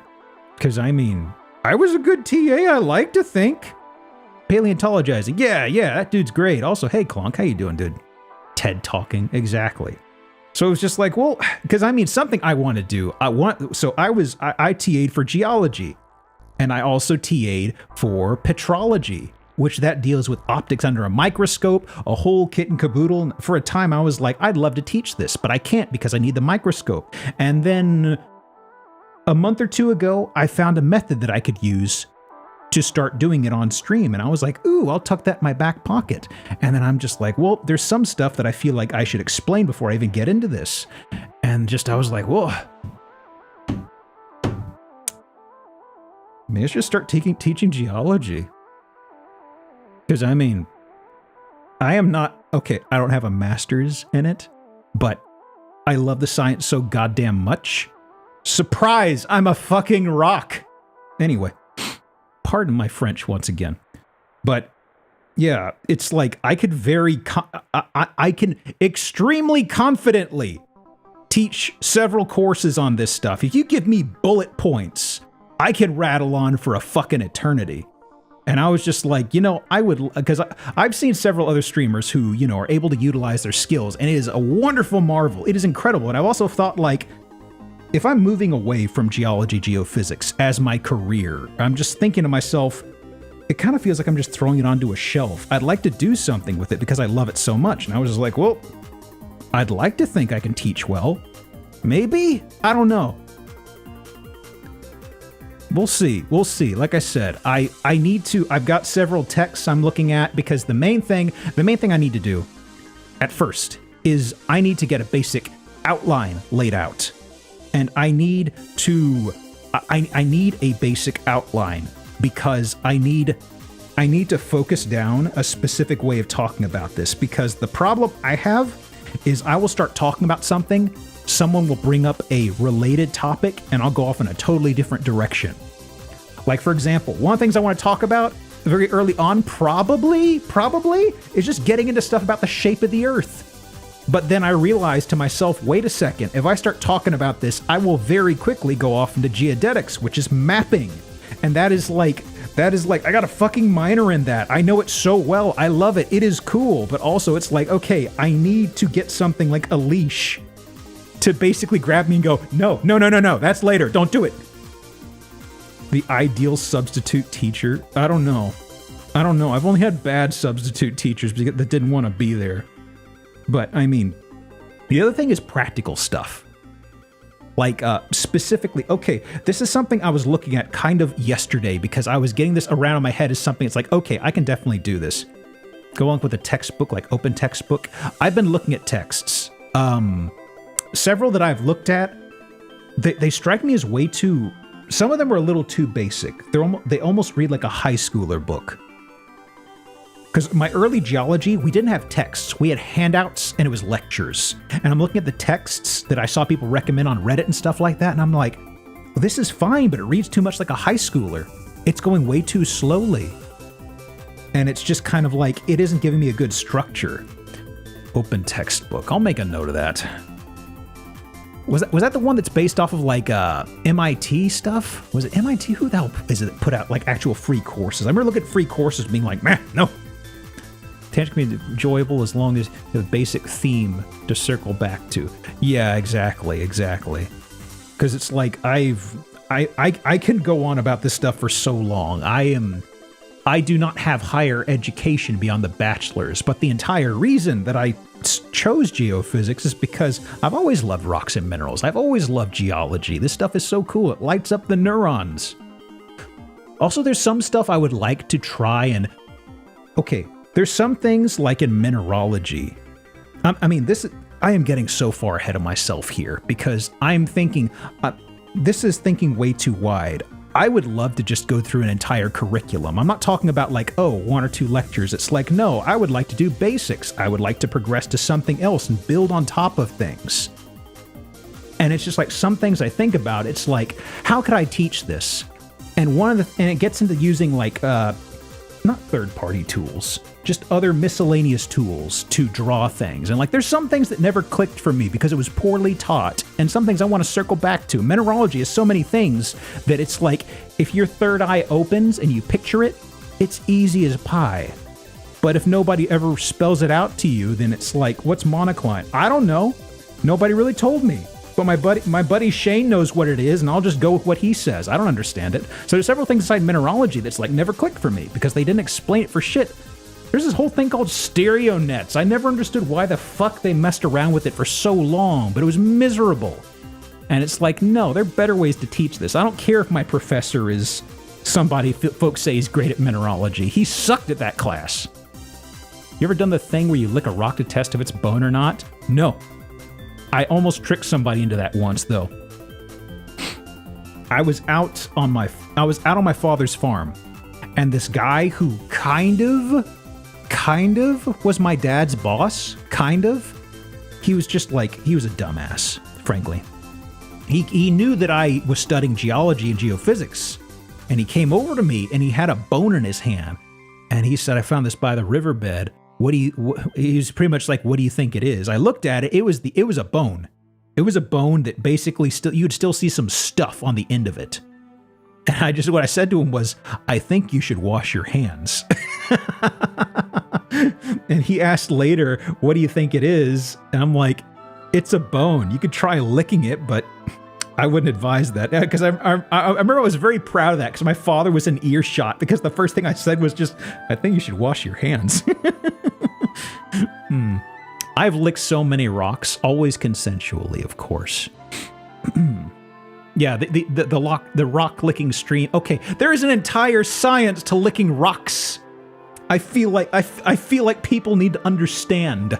Okay, because your finger can't feel shit. Your tongue, ooh baby, your tongue is so sensitive. There's a texture to how grains of certain sizes feel against your tongue, against the teeth, things like that. Sounding weirdly romantic, isn't it? Oh my. Ahem. Don't lick the coproliths. Exactly. Hey Stern, how are you? That's one of the litmus tests, of course. But I mean, I would... Hang on, am I getting dinged about something here? Who's dinging me? What is this? Oh, hang on a second. Oh my god! I got a message from Yokai on Twitter. I mean on Discord. They visited the Chicago rat hole. Oh my goodness. They placed their doll. They have a doll of the Yoko Taro style Emil, and they planted it right by the rat hole and took a picture. Oh, bless. Carl Weathers. Oh man, dang. I was thinking about him the other day. Let me see here. So, okay. Where else here? So yeah, the teaching stuff. The thing is, I'm looking into tools to use for this. This is where I kind of would need to probably source people's thoughts on this. There was something called, I believe it's called GemPy, which is actually just an open source Python tool. I might look into that for drawing structure, but something else I was looking at was possibly just using Blender for sculpt. Because one of the things that's going to be we can get a little fast and loose with is actually doing captures of something in 3D space. Because showing a picture is one thing, but like live deformation, I feel like really helps sell some things. And I'm trying to think of what would be the best way to do some of this stuff. Maybe sculpt, but maybe something else. I don't know. This is something I have to think about because the first lecture I feel is going to be a little more grounded, wink, heh heh. A little more grounded in some topics, but past that, I'd kind of like to go, I'd kind of like to swing for the fences on weird stuff. Because this is getting super far ahead of things. I saw like was it like a topographical sort of mapping you do of anticlines and synclines? You can do something really cool with like a Connect and GemPy. And that's open source. It's basically ripping out the Connect from like a Xbox or something. And you could do some really cool stuff to where you could pile up sand inside of a sandbox and you hold the Connect overhead and it senses what the structure is like. And there's like some sort of an overlay you could show that does like color degradations and things like that to show like what it imagines subsurface and stuff like that is like. It is very interesting though. But anyway, let me see here. So, yeah. Main thing for now is I need to figure out some sort of a bullet point structure for this stuff. Okay. But I don't have a timetable for that. I'm thinking, hopefully, hopefully the next few weeks. I'd like to jump on this while it's still fresh in my head. Because I feel like if I let it drag too long, I might table it. I'd like to get a read for what folks think. Because, I mean, longer term, just revisiting and doing stuff, I mean, I would like to just go through just effectively my entire college curriculum and dumb things down. It's not practical past a point, because past a point, some higher level courses, you can't do that. But I mean, that would be about the point where I'd taper it off and I'd go into other new topics and things. Like there are several classes in geology. Okay, I got a minor in geology because I was a geophysicist first and foremost. There were other classes in geology that I wanted to take, but couldn't because it would have just involved, well, you have to throw more money at the university because you've taken all you need to for your degree and you don't have any free bandwidth and you want to get out of the college on time. So I was like, okay, well, damn, that's that. So there's some stuff I would like to go into. Like there's geochemology, or just, chemistry from a geological standpoint. And I believe, let me see. No, I had geochem, didn't I? Hang on. I'm revisiting courses in my brain. No, I did not have geochem.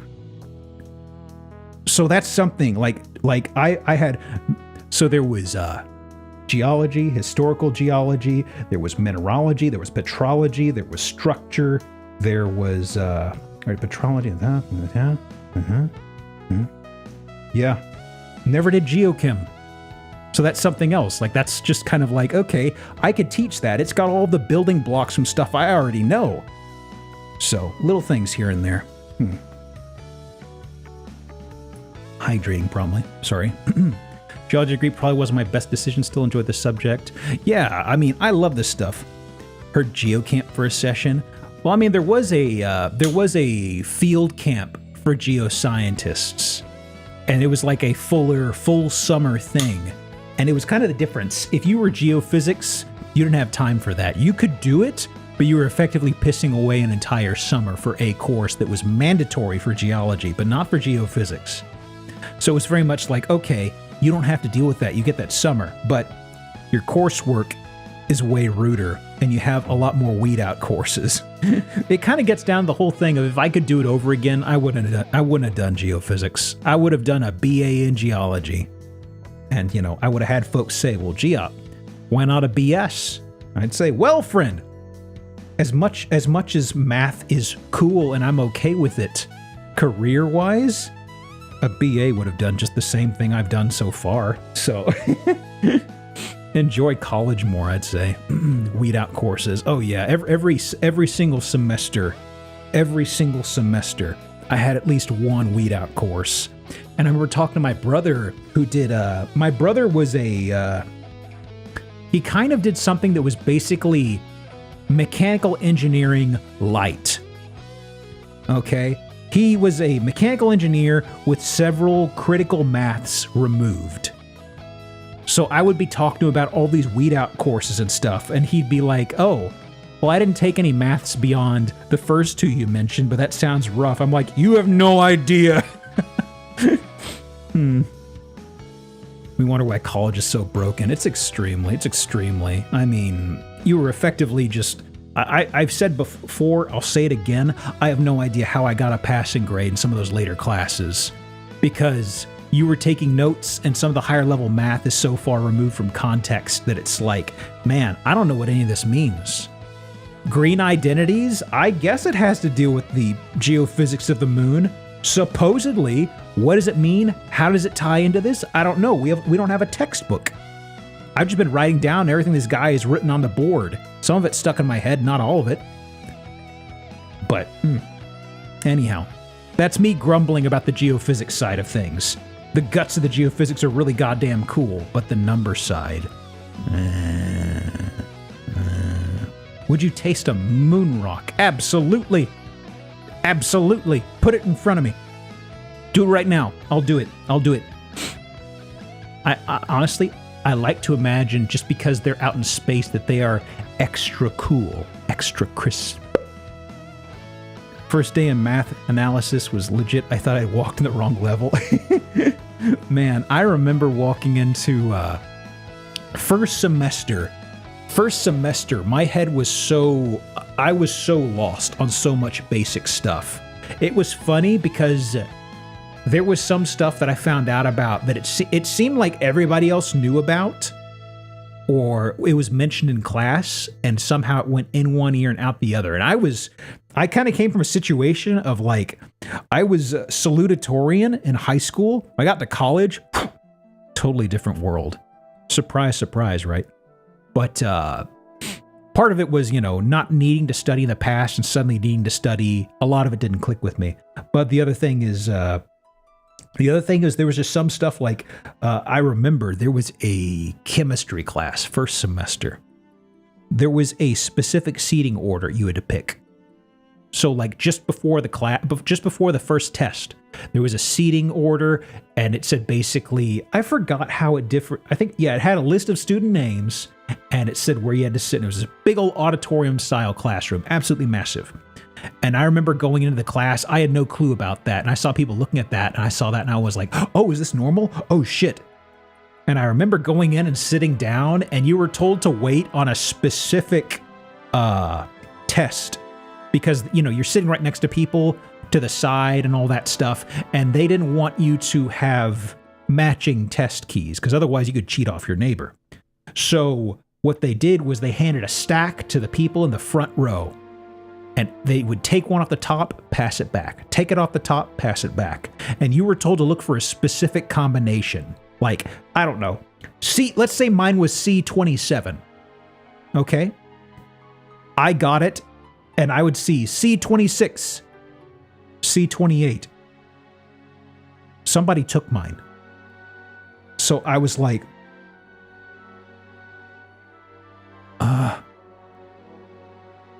okay, I passed it over my back, and I'm just like, well, what do I do? Teachers up front, and they say, who does not have a test? And I raise mine. And this fucking lady, she was, okay, you remember from The Incredibles, Edna Mole? Picture that, but just a lot shorter and much rounder. And that was about what this lady was. She was just, oh, I hated her so much. And she was like screaming at me like I was a moron. She's like, why don't you have a test? They were just passed over. You were sitting there already. And the logical thing to say was that, pardon me, madam, I was told to collect C27. There was no C27. Therefore, I could not withdraw my exam. Instead, what came out was, and she just said, here's an exam. She just threw one at me, and I was just like, okay. This was a room of like, I want to say this was like 500 people. I could be rounding up a little bit, but this was a massive room. And I just felt insignificant, like, holy shit. Yeah, that was, honestly, Jenkins, that was the takeaway that I adopted at the beginning of sophomore year. A fella named Shane, who was, I want to say he was early 30s. He was on the GI Bill. He had to be one of the smartest people I have ever met. Wonderful, wonderful fella. Love him so much. I hope to see him again someday. I think he's like a professor now. Honestly, he really deserves it. But I remember him saying one day, there was something similar to that came up inside of like a lounge. We were talking, and he said, the takeaway you should take from that is, I'm paying you. I'm paying tuition. I'm technically paying your salary. So yeah, this lady was absolutely livid. I remember going into her office hours at one point with kind of a dumb question, I feel maybe, but she wasn't able to articulate cleanly. Because I remember going in once, and she got very mad very quickly, and I was just like, well, I'm not coming back here again. Absolutely shit to your prof, let me tell you. Had to learn construction because intimidation is used by a lot of shady people. Honestly, these days, if I work with anybody who tried intimidation on me, I am so set in my ways, I would honestly just push back, frankly. A few years ago, I would have been a little bit of a nervous wreck, but now it's like, buddy, what are you trying to do? Come on. Some profs are scared owls who really shouldn't be in education. There were so many. Typically, I remember there was a prof that I had for math. This is a story I told in the past, I recall. It was like probably the second engineering math that I took. This prof was like, it was probably her second year. And she was an incredible teacher. I even remember her name. Without sounding too weird, she was also absolutely enchanting. Gorgeous, gorgeous woman. But anyway, that aside, I remember her class filled up very quickly in future semesters, probably because of that, but also because she was an incredible teacher. Absolutely amazing prof. And I remember second semester, I could have taken a class with her at like 7 p.m. And I was like, well, I've got a 10 a.m. slot that's wide open. And I know these are standardized tests. So I'm like, okay, I'll take this 10 a.m. test. I'll take this 10 a.m. slot. One of the worst mistakes I made in my college career. Because I basically ended up in the class with like the camp with the department's boogeyman. And oh my God, they say the classes are standardized and it just boils down to how well your prof can teach. And most places were kind of like, well, almost everybody goes to like these 2 tutoring places to cram before tests. And I was already like, well, I'm gonna be doing that anyway. So if the prof is shit, that's just what happens. But man, it was because of this guy's clout. He actually weaseled in like an extra 10% based off of daily quizzes.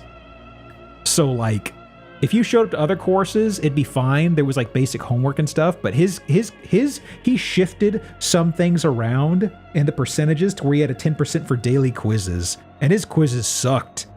And I just remember nobody did well. So it was like, for a lot of people, that was already like several digits off of your letter grade, probably. But man, he was incredibly mean. He did not want to do that. There was one fella in class who was like I remember he was in the ROTC, and he was also very eager to answer questions in class, and the prof would get pissed at him because the guy would like, he'd have good questions. He'd often know the correct ones, but the guy was a mathematician, and it was like his first semester. And he was like trying to learn. He was very eager to pick stuff up, so he'd have questions and stuff. And he'd say, any questions about this? Guy raises his hand and he'd be like, yeah, what is it? It's just kind of like, wow, man. Somebody who wants to be there, and he's angry about it. Most of my chem profs were a bit arrogant. Yeah, there were only 2 chem profs I had. One was the shit one. The other one, she was pretty okay. She was okay. Outside of that was just back to geology, you know? Evening classes were my jam. Hell yeah. Driosin, welcome back to 16, by the way. Thank you so much. Driosin just subscribed for 16 months. Good time zone. Happy end of the week. Somebody wants to be there, and it isn't the person teaching. Yeah, that was a very common problem, unfortunately. Let me see. So, anyway, as I said, hopefully, I'll get something for the geology stuff. One of the things I am thinking about most, though, is just like learning tools. I really don't want to do hand cam ever, but if it comes to a point to where I need to do that, I'll cross that bridge. But in the meantime, I'm just trying to think of how could I demonstrate what I'm talking about here on like a visual aid, because I can have pictures from a book and stuff, and I can doodle on screen, but sometimes I just want to bust out, I don't know, Blender or Sculpt and be like, you want to see what happens? Here it is. I'm shearing this in half. This is what's going on. Going to class wasn't my jam. It's kind of why I didn't graduate. Yeah, I mean, I remember first semester, I remember the chemistry building were my 8 a.m.s. I remember being late to a lab at one point, and the TA docked me because I was late by 2 minutes or something like that. Real shit heel bean counter mentality, you know. That guy was a weasel. But I remember I had those classes at 8 a.m. and it'd be either a lab or a lecture, and it was always that same building, and it sucked because it was a long way into campus, so there was no quick way to get there. So it'd be like you'd get on campus at, I don't know, 7:30, 7:40. Start walking fast. Campus is really big.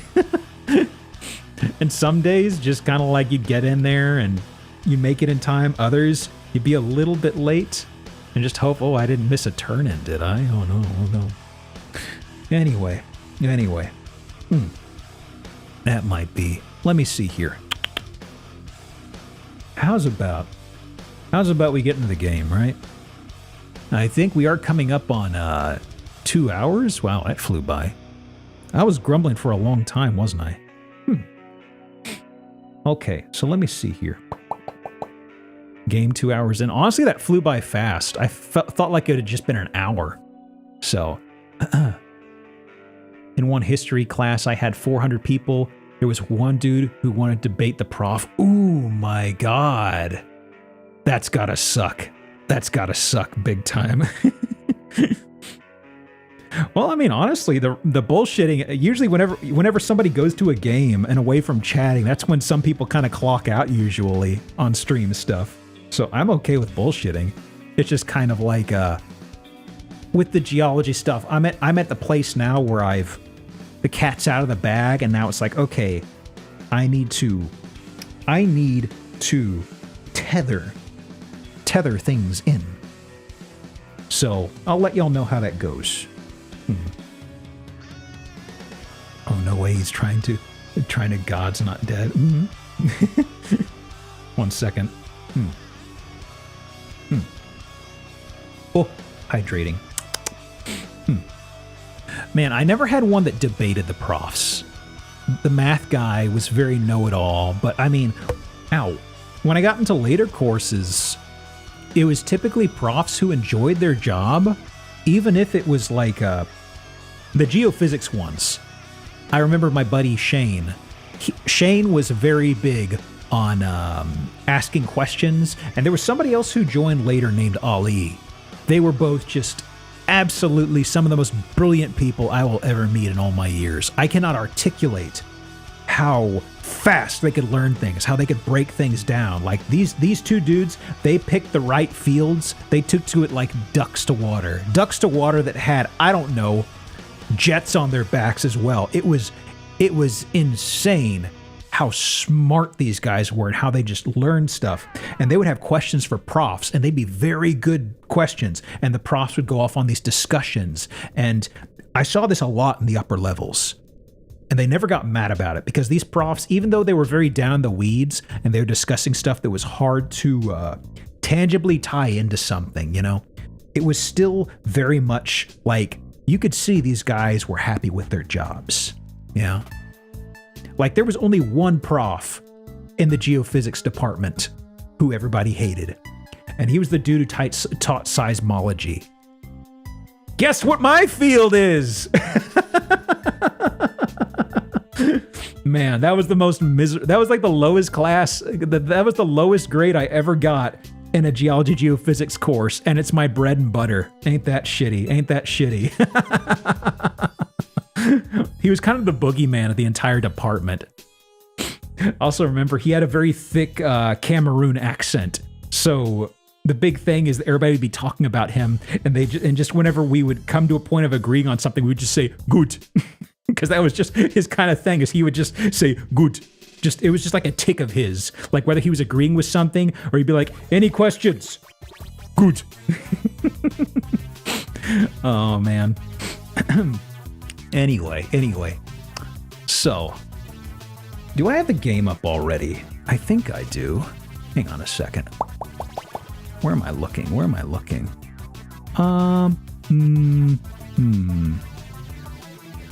I can actually pull the game up and kill the pre-rolls whilst I am getting more water. And we'll get into it. I don't know how long this is.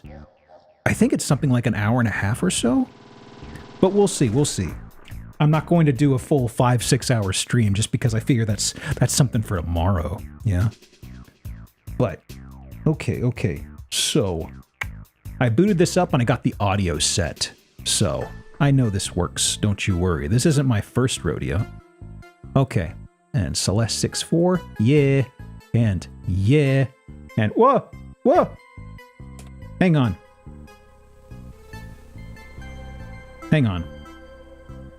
No, that shipbreaker. Hang on. Why did it lose focus? Oh no, my Steam library. Oh no, you see my games. Hang on. Where am I looking here? Is that Celeste 64? There it is. Yeah. Hang on a second. Properties. Celeste 64. No, not Venia. There it is. Refreshing was kind of weird. There it is. Let me see. Chat sees my game history. Games! Actually, funny story. Let me snooze the ads, because this is actually something I wanted to ramble about. Hang on. I can pause the music. Yeah. Identity's immediately stolen. No! So the thing is, I actually got a key to, sent Persona 3 Reload. So it's like whenever this wraps up, I'm pretty much just gonna go straight into Persona Reload, I think. Because I am like very, very much like, I want to hear the music. I want to see everything. I mean, I'd loved Persona since number 1 came out, but I gotta say, Persona 3, particularly FES, I feel, but Persona 3 actually dropped when I was in the middle of my offshore stint. So I remember working offshore. It came in, I think I got it in like a week. No, less than a week before I went offshore. And I started playing it, and I was just, man, that week went by fucking fast. And then I had to go offshore. And I remember it was like a game I was so sicko mode about. And it was just kind of like, no, you have to go offshore now. And I was like, how long is this rotation? Oh, right, it's 3 months.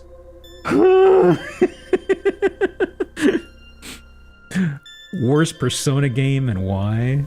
Persona or Shin Megami Tensei? I'm not big on Shin Megami Tensei as a whole. I know this sounds silly, but it's like there's no denying the Persona games resonated with me a lot more. I started on Persona 1, but I mean, like, some of them get a little too rude, like Nocturne and stuff like that. I know it's like a requisite, oh, you have to play through this, but I've tried it several times. I remember renting it. That game, it's kind of like, my time's a little tight. I don't know if I can deal with the game going, I'm gonna insta-kill you right now. But I mean, like, worst Persona? By design, probably 1. But a lot of that's down to the localization being kind of shit. I mean, 3's had several different flavors. 4 is fine. It's like a Scooby-Doo thing. 5, I like 5 a lot. I didn't finish it, but then again, Fez is really the only one I've finished in its entirety. Soundtrack SMT for the Hubby Collector's Edition on vinyl. Boy, howdy. Good stuff. Also, good time zone, Sosogomi. Okay. Did I still have the AFK thing here? I do. Yeah. Okay, so just give me a minute. I'm going to kill pre-rolls, so if you get hit with ads, don't worry. I'm not going to start till it's done. But it is 2 minutes, and I didn't really get to break too much after my singing lessons, so... Don't worry, we'll be starting in a sec. See you on the other side. Bye.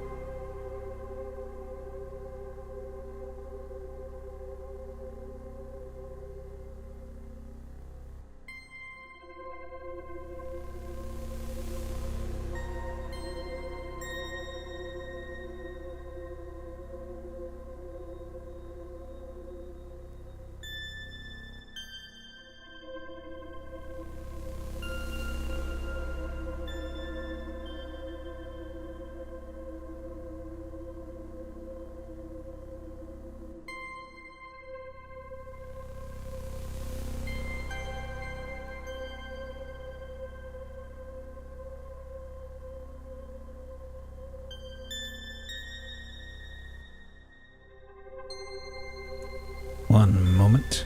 Oh! And, oh! There we go. And Edge folks should be back. Okay, let me check something here. Somebody dinged me about something in Discord. I just got back. Hang on. No. Who's flipping out? Oh, yeah, it does that. The hand tracking is usually pretty okay, but when I come back and sit down, it tracks the face movement as moving away, so it'll get real tiny like this, real big like this. It's always fun. I think there's a way to mitigate that a little bit, but it stiffens things too much, so I just leave it in, you know? It gives things a flavor. Let me see here. Okay. So something I'm curious about is how this is gonna feel. Because, hey, shocker, Celeste is a game about movement. Let me see, is this something I can do here? Yeah. And, okay, perfect. Well, time to scrungle everything down. I don't know where I need to set things here, so we'll figure this out together, okay? It's a learning experience. And, okay, let me scoot this over here. Okay. Now then. Oh, that's right. I did. Actually. ASMR. You know what it is. It's time.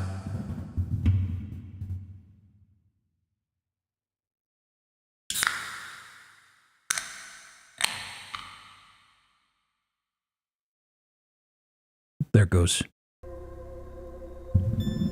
I realized I didn't actually have a canned drink. So what are we having today? What generic brand diet drink is this? Ooh. That is generic cola? I actually just had room temp water till now, so it was nice to have something nice and chilled. Grip and rip, baby! That's right. How you doing, Sailor Doom? Okay, so... Oh, that's right. So, it's a little loud, I'm noticing. Let me see here. This is ambient background, so let me... Whoop, a double espresso. Ooh, picked you up. That's a strong drink. Create for the 6. I didn't realize the game had already come out 6 years ago, but thinking about some things, I guess it does make sense, huh? I'll see if I can alter the audio levels and settings. Here we go. Hang on a sec. Because I want to have it to where y'all can hear it and I can hear it, but it's not blowing out our ears. Dr. Kafka again? No, not turned into a bug today, unfortunately.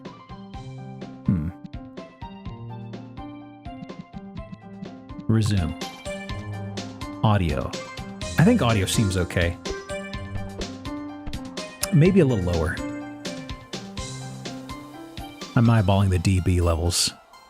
Okay. So, really tight actually, which is good. Oh. So, okay, movement. Okay. So this is X square. Okay, X and triangle, the same thing, kind of. Circle. Okay, yeah, so there's just two things right now, I think, right? Okay. Okay. Okay. What's that? Is that just... Oh, that's just background music. Hang on a second. Hang on. Okay. So... I remember the hair swapping stuff as you touch things, I believe it was. Yeah. Okay. So let me see here. Barman 64 snow level vibes. So let's see. I'm trying to see if there was bindings. Okay. So, there's the jump, there's the dash. I know there's the rebound situation.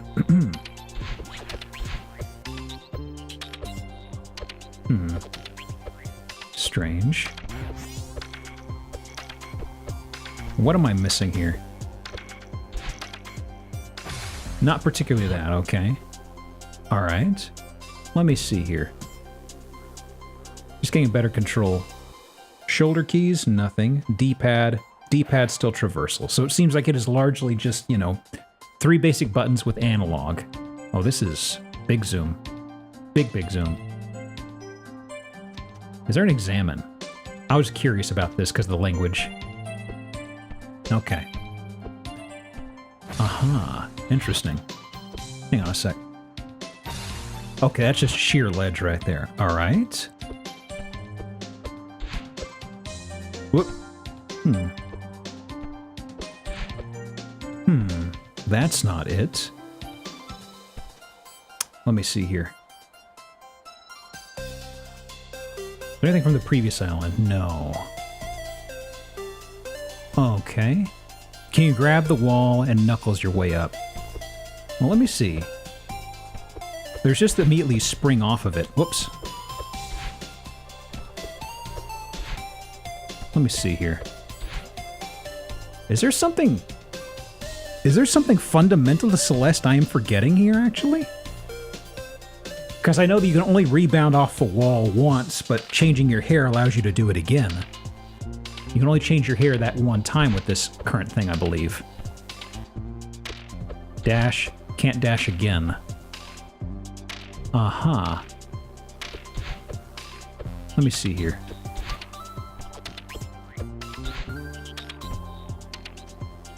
Let me see here. Is this official game or fan-made? I believe it's fan-made. Can you dash up?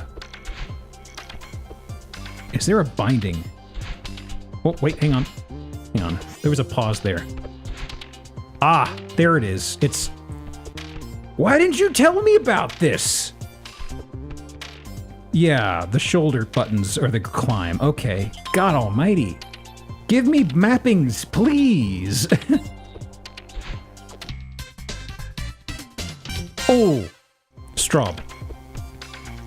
I know it's in the base game, but please, please. I played the base game 6 years ago? This may be an issue of Geop, that's on you, but still. Oh, this is official, really? Whoa. Hello, Grandma. This is a lady from the tutorial, I believe? Cool out here, I can see my farts. Huh. Never heard that one before. Nice to see you too, Granny. Kiddo, welcome back. It's been a while. Yeah, I've been busy. I've heard. Fancy Pants Ears writing a book! Oh, that's not a big thing. Why are you here? Nervous about the big project? Weirdly zen about the book. Can't just revisit beloved memory without being interrogated. There's more to it, but I won't pry. Have fun reminiscing then. Okay. Oh! What's really bothering you? It's fine, I've got it under control. Some things never change. Taking a big step. No, it's a good step. It's what I want. Still feels like I'm kind of stepping off a cliff. I can't imagine why she'd have that feeling anywhere in this game.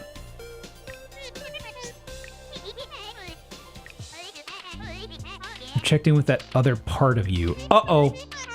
The dark half. My dark passenger. Where's that little weirdo anyways? I didn't realize that the grandma was actually aware of that evil part of Madeline. Whoa. Ooh, danger. Secret sign. Do not read. Tips for gamers. Since you found me, here's a tip. Right analog stick controls the camera. I already know that. Didn't say it was a good tip. Be sure to try zooming in and out, up and down the right analog stick. Sometimes the key to a tricky jump is finding the right perspective. Now scram! Any others? Okay, same thing. Okay. Whoa. What?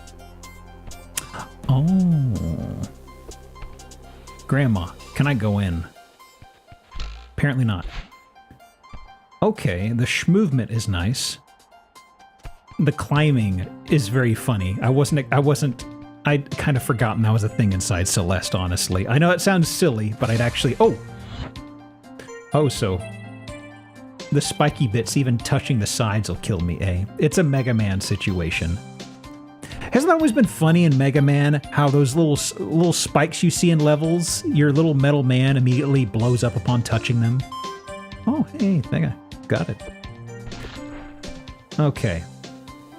Looking pale. Can't do anything with that? Okay. Whoops. Okay, so... Oh, wrong way. Okay, so let me see here.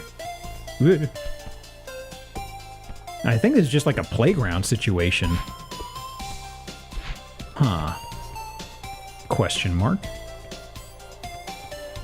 Alright. Okay, maybe we'll come back to that later. Anything else out? That's a Sims thing. Okay, death was that right there. Okay, we'll come to that in a bit. So, over here then. Now, okay, just releasing that will do it. Okay. Okay, and... Oh. Okay, oh. Hang on a second, I'm dumb. The camera really screwed me on that, but... Hang on.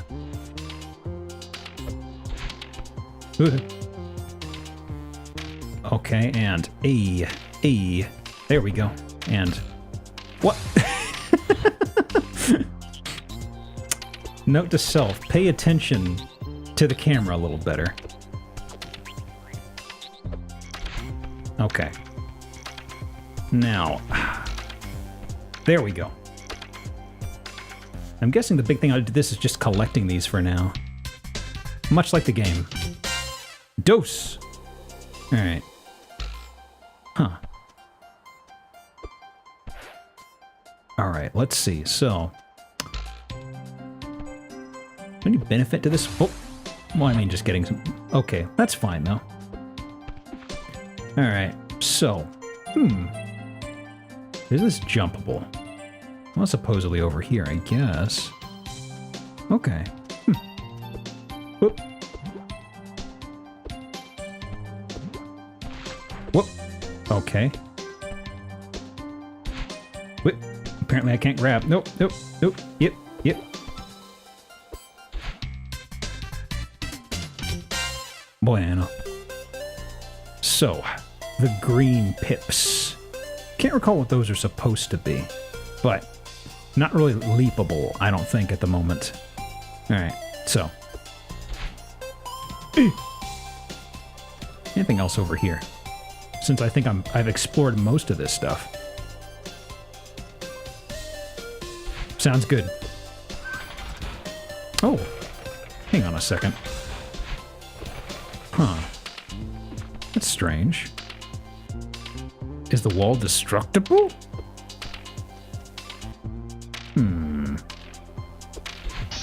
Well, that one is. Nice stock sound, by the way.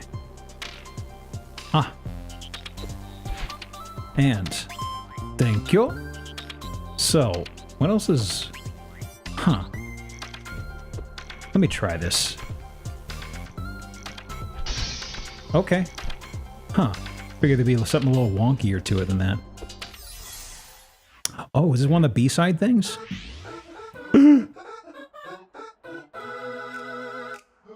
Okay. It's making me think of a Mario theme I've heard somewhere. Oh.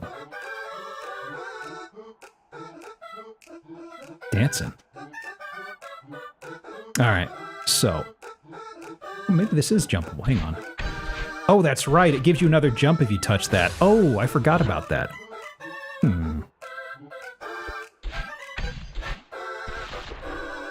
Oh. Okay.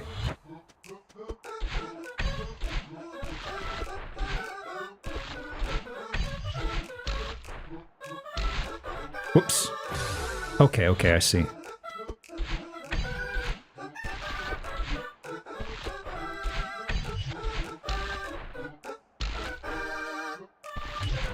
Whoops. Flubbing buttons.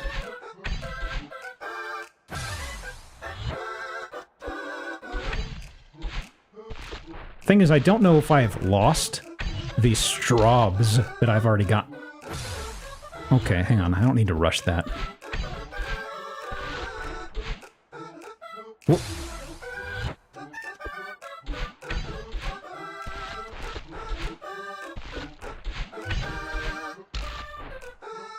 Oh, boy. Okay, hang on. Can I get it more of a top-down?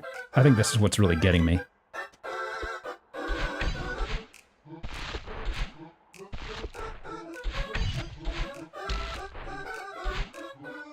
Oh, wow. Really?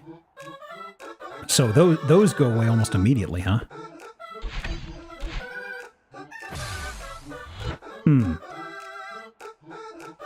I think I'm good. I think I'm good. I don't need to get all the strawberries. More so, I was wondering what the hell was out here. Okay. It is very interesting, but I feel like the camera is really kind of messing with me in those situations, especially because I feel like a more perfect top-down or lateral view would make it easier. But the fact the platforms bamf away makes it a little tricky. Yeah, this would be interesting to see speedrun. The movement feels really nice. Okay. So. No, I'm sorry, that's climb, I'm sorry. I thought it was just nonsense, but no, that's actually English. Yeah. Oh, it's to a straw. Oh, what? Where is it? Do I have to just latch on the wall, I guess?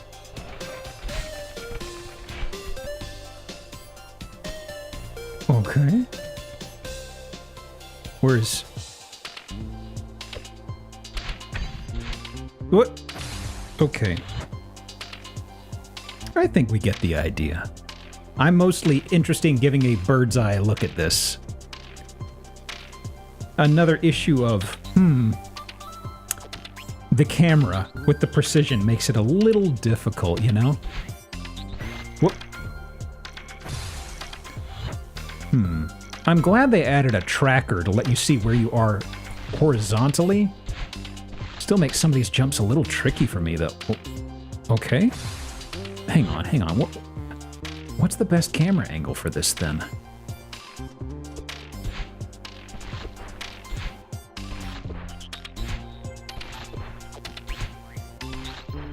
Oh. Okay. You're supposed to stay on that one, then.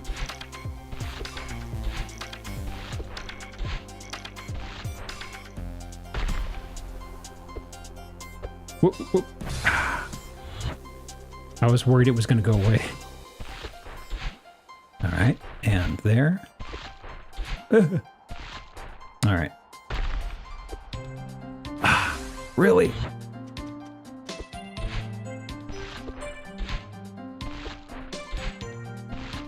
And there we go. Okay. Perspective. Shift. Ooh, not that high. Okay. All right. So this is to a strawberry, huh? At least I'm keeping them. I didn't notice it, but I was like, am I losing these when I die? Okay. So let's see. There's a few ways to go here. Can I climb up here any further, I wonder?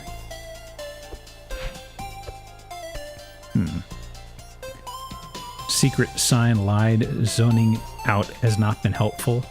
I should emphasize a good number of the things you're seeing here are from my skill, but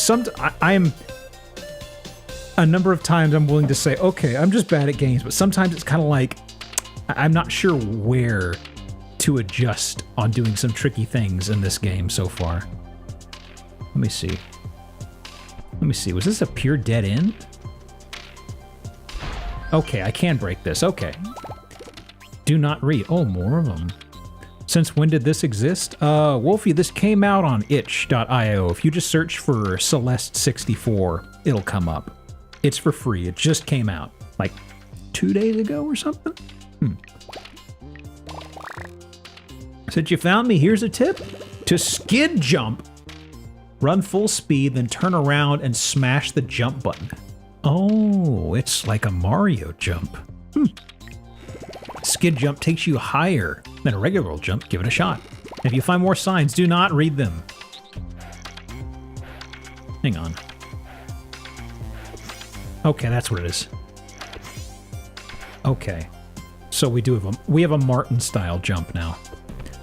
So actually, let me try something here. So I can't... Strange.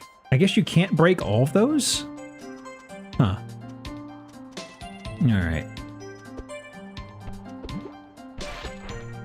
Alright. And... Now then. Where was... There it is. So this guy. Perfect. You are ready. Am I? Am I? Huh. Purple. I'm trying to recall what purple was in the game. Where are you gonna take? Okay. Oop. Another tape. Surely this is doable. Haven't tried Celeste 4, may have to try it soon after playing this.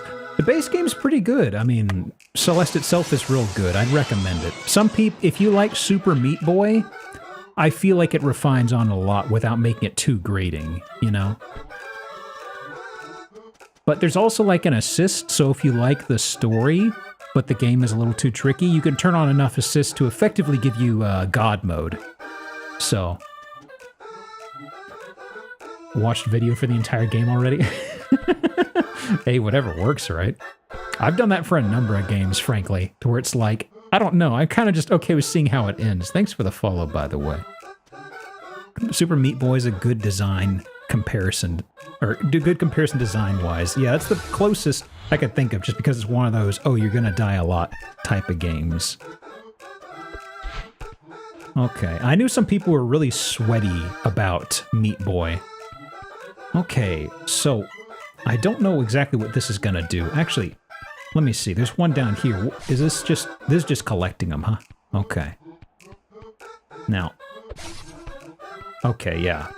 Just an obstacle course to collect the SpaghettiOs, rather. Okay. Yeah. Oh. Oh, that one. Ooh. Oh, this is the rudest one, is it? I'm pretty sure I'm gonna flub this. Oh! Oh! It's got a walkway now. Oh!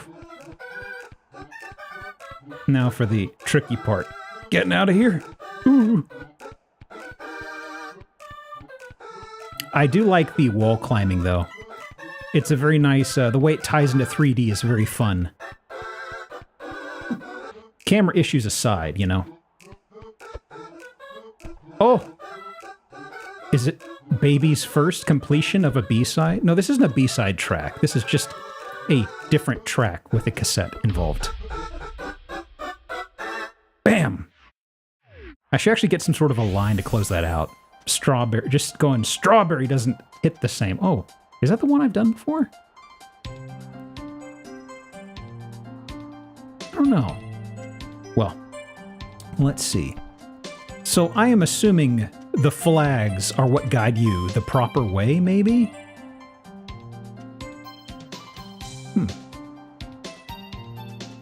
This is like a hub with like an endpoint or a path in mind with a bunch of side routes, you know? Hey. It's cracked. Oh shit. Yay? I mean, dashing usually doesn't do too much on things. I'm glad it sometimes works. Hello? Secret sign.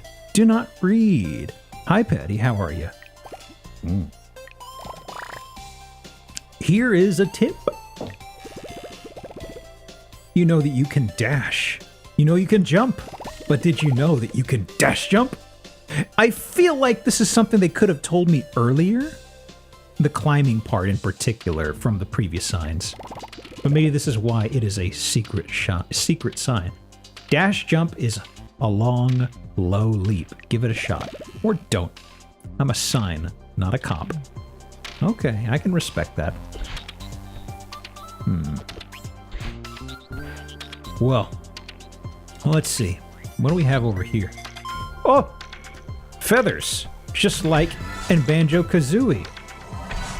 Oh. Whoop, whoop. I was trying to do the track. Well, hit okay. Dang. Okay, actually, let me try this again. Whoops. Whoops.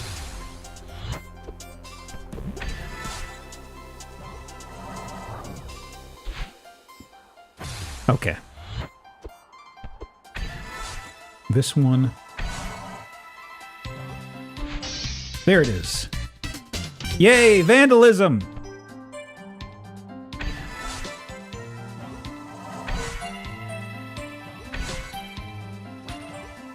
Bueno. Okay. Cute. Okay. Glass floors. Oh boy, that looks fun. Oh, but there is a strawberry.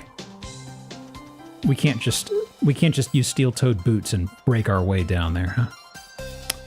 Let me see. What would be the best way to do this? I suppose. Oh! Yeah! I don't know if that was intentional. I think they wanted you to get another one, but I mean, escaping doesn't matter. All that matters is I got the goods. Whoop. Yup. Bueno. No. Normal wall. Okay. Yellow. I think I see a straw. Okay. What are you gonna do? Huh. Okay, that's a one-timer. I see. One-time dash dash. Whoops. Hey. I feel like a perfect top-down would be ideal for this.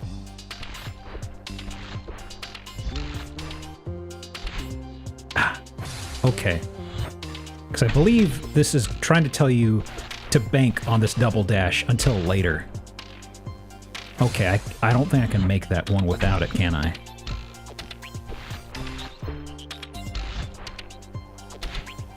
Ah!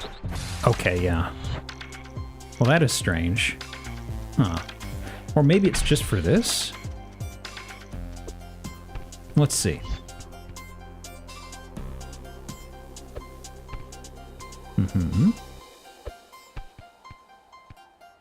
Where's the goods? Oh, there it is. Whoa, close. Ooh, really? Oh boy, oh boy.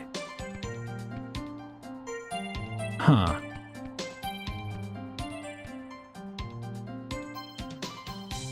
I don't know if I can get that now. No. Oh, that's another sign. Hang on.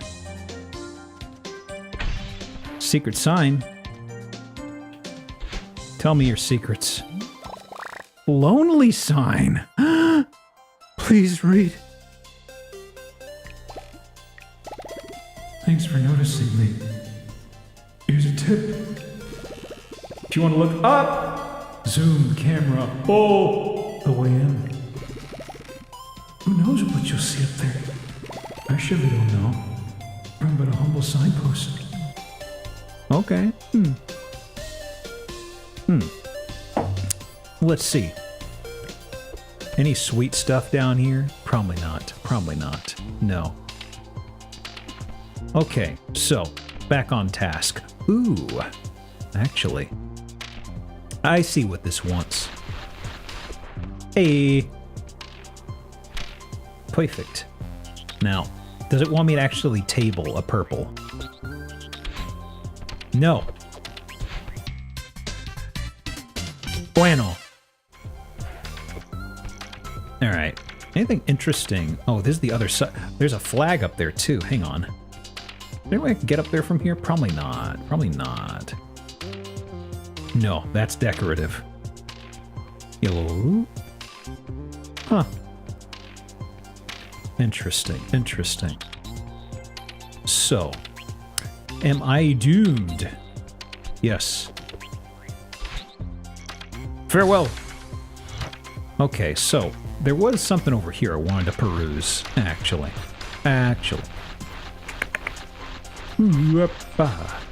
Alright. This guy. Oh boy, oh boy.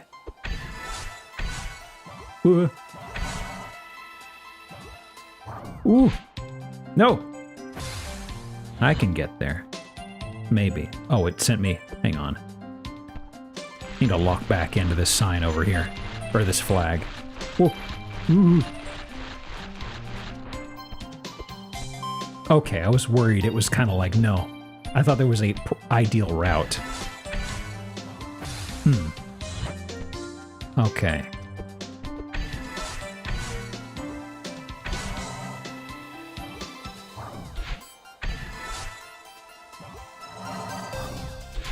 Whoa. Hey! Beautiful.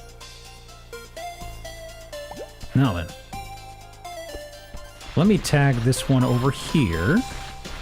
Because I think, actually, the springs I was having... Oh, there's a platform there, actually. Hang on. Oop. Where are you going to take me? Uh-huh.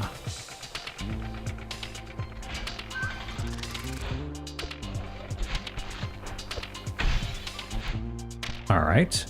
Oh, I'm just back over here then.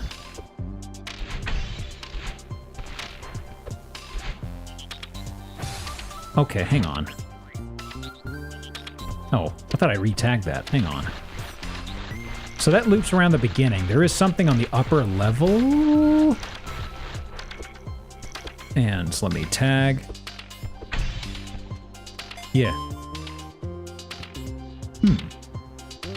Oh. I see.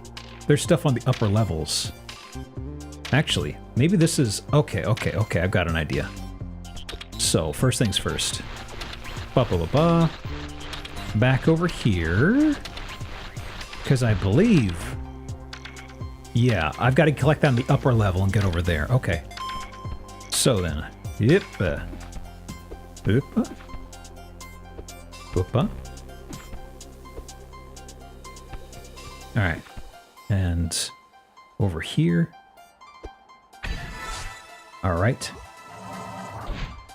Oh! Gamer! Anything else up here? I think this is actually the way it's trying to steer you, is climbing this.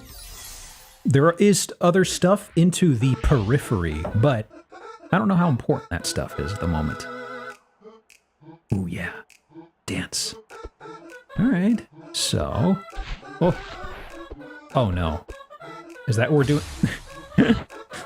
Is it a... Huh. Hang on a second. I think I get what's going on here. Are you coming back, or do you... Oh, does it stay gone till I die?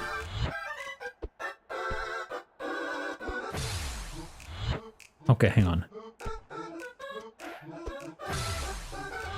think... No.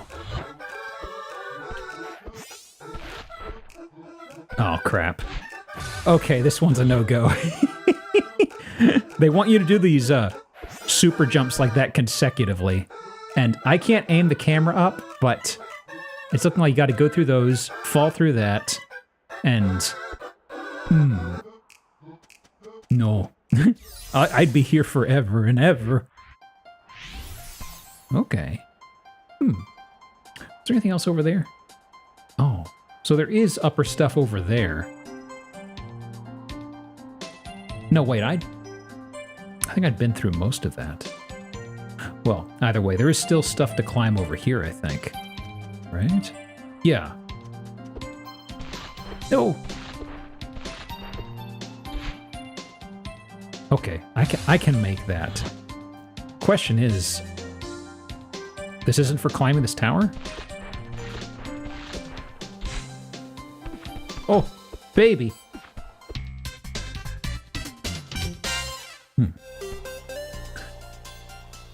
So that wasn't for climbing this? Huh. Oh, there's another cassette tape over there. Oh, man. Interesting. There's several high level or high spots in this game, and I'm looking at them, I'm like, does this game want me to go there? Which isn't a complaint. It's just kind of like, I'm just kind of like in a state of, where is forward? I'd assume higher up, given how Celeste works. Okay, that's a feather. Probably leads to there. Okay, I think I see. So... Oops. Okay, this is gonna get tricky. Okay. The thing is, I don't know if I have the vertical to make that. Well, apparently I do. Ah, close. Okay, okay. I see what it wants.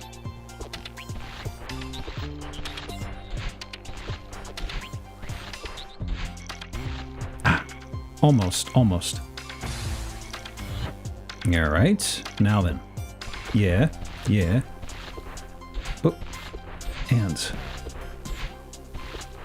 All right, we are golden. Just don't hit the spiky bits. Don't fuck up, and it's good. Vandalism, yay! Any flags out here? No. Still no flags, huh?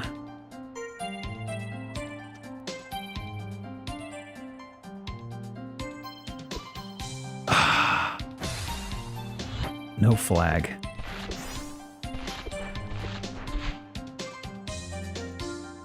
Come on.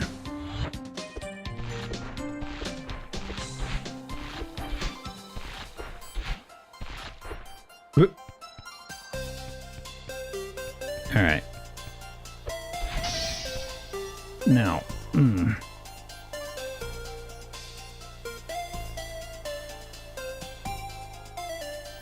up close.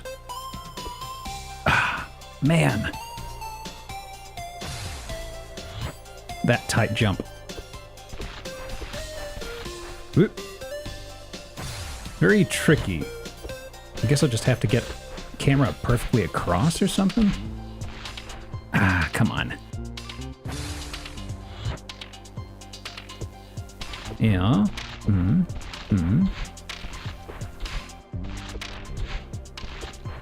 Whoop. All right. Now then.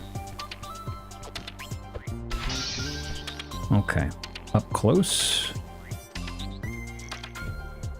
Ah.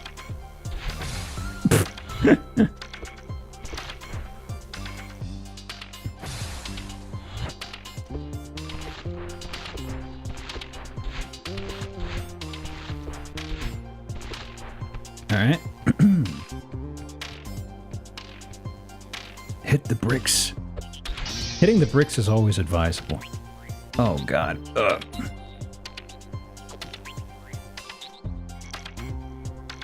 I would love a flag around here. Love a flag. Okay. Just get camera right behind. Okay. Where am I headed, though?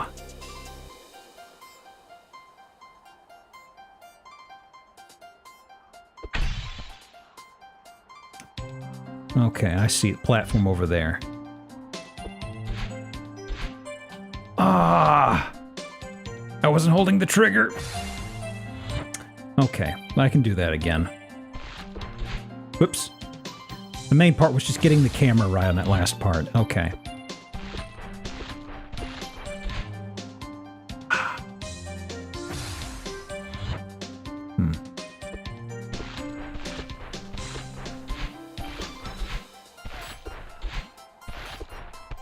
Okay.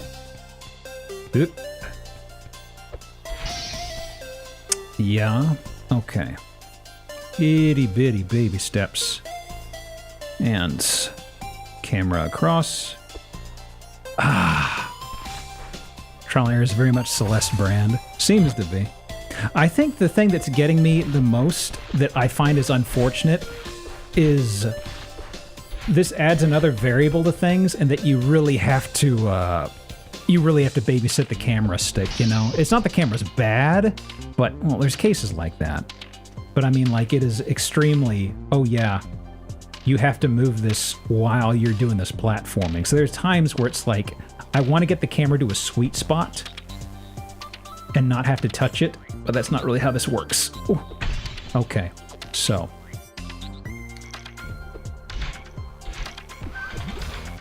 Oof. I'll take it. So, is that where I'm headed? Where am I headed with this? I assume over there? That is a character, so.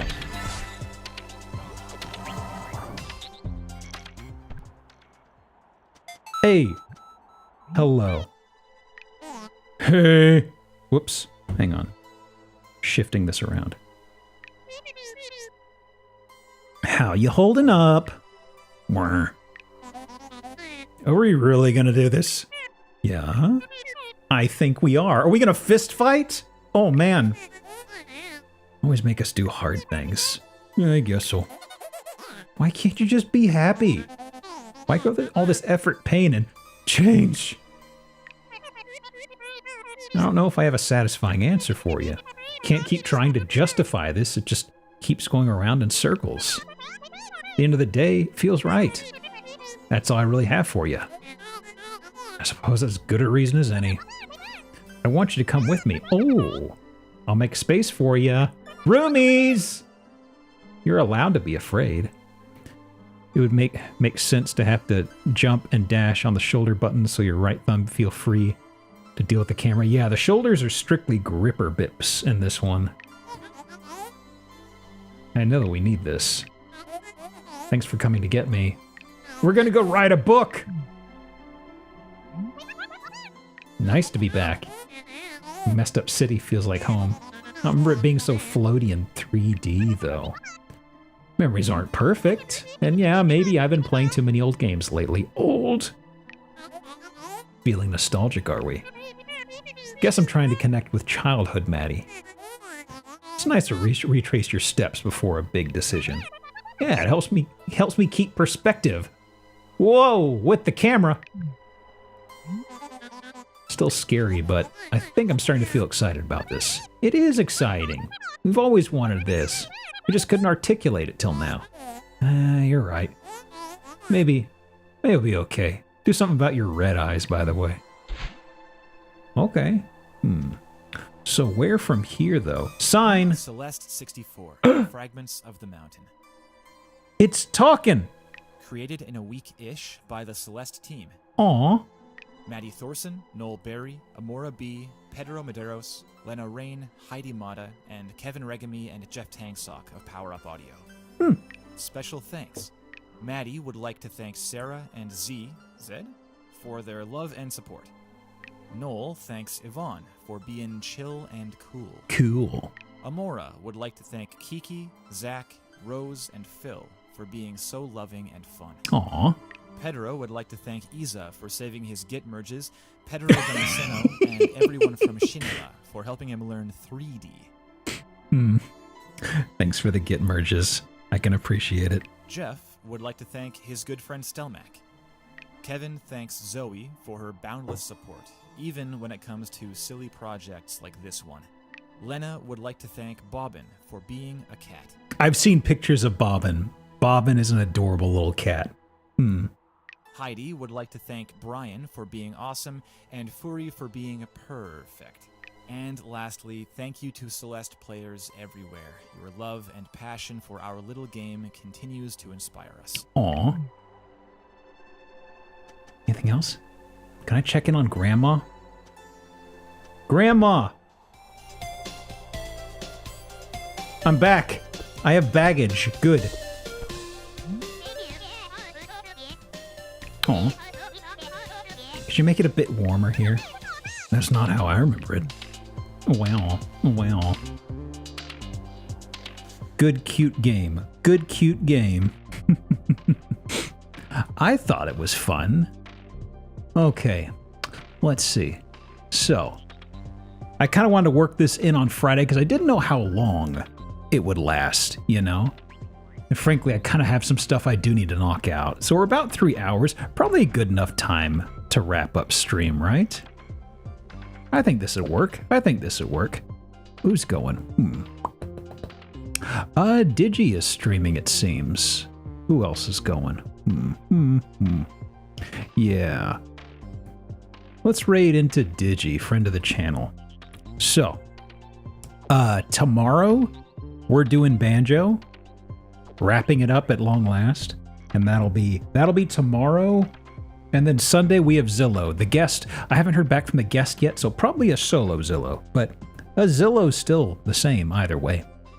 Anyway, folks, no real raid message, maybe a howdy or something, but anyways, thanks for coming by. I hope you have a wonderful rest of the day, wherever the heck you are on this big ol' lumpy potato. But till next time, have a good one, and adios, friends. Farewell!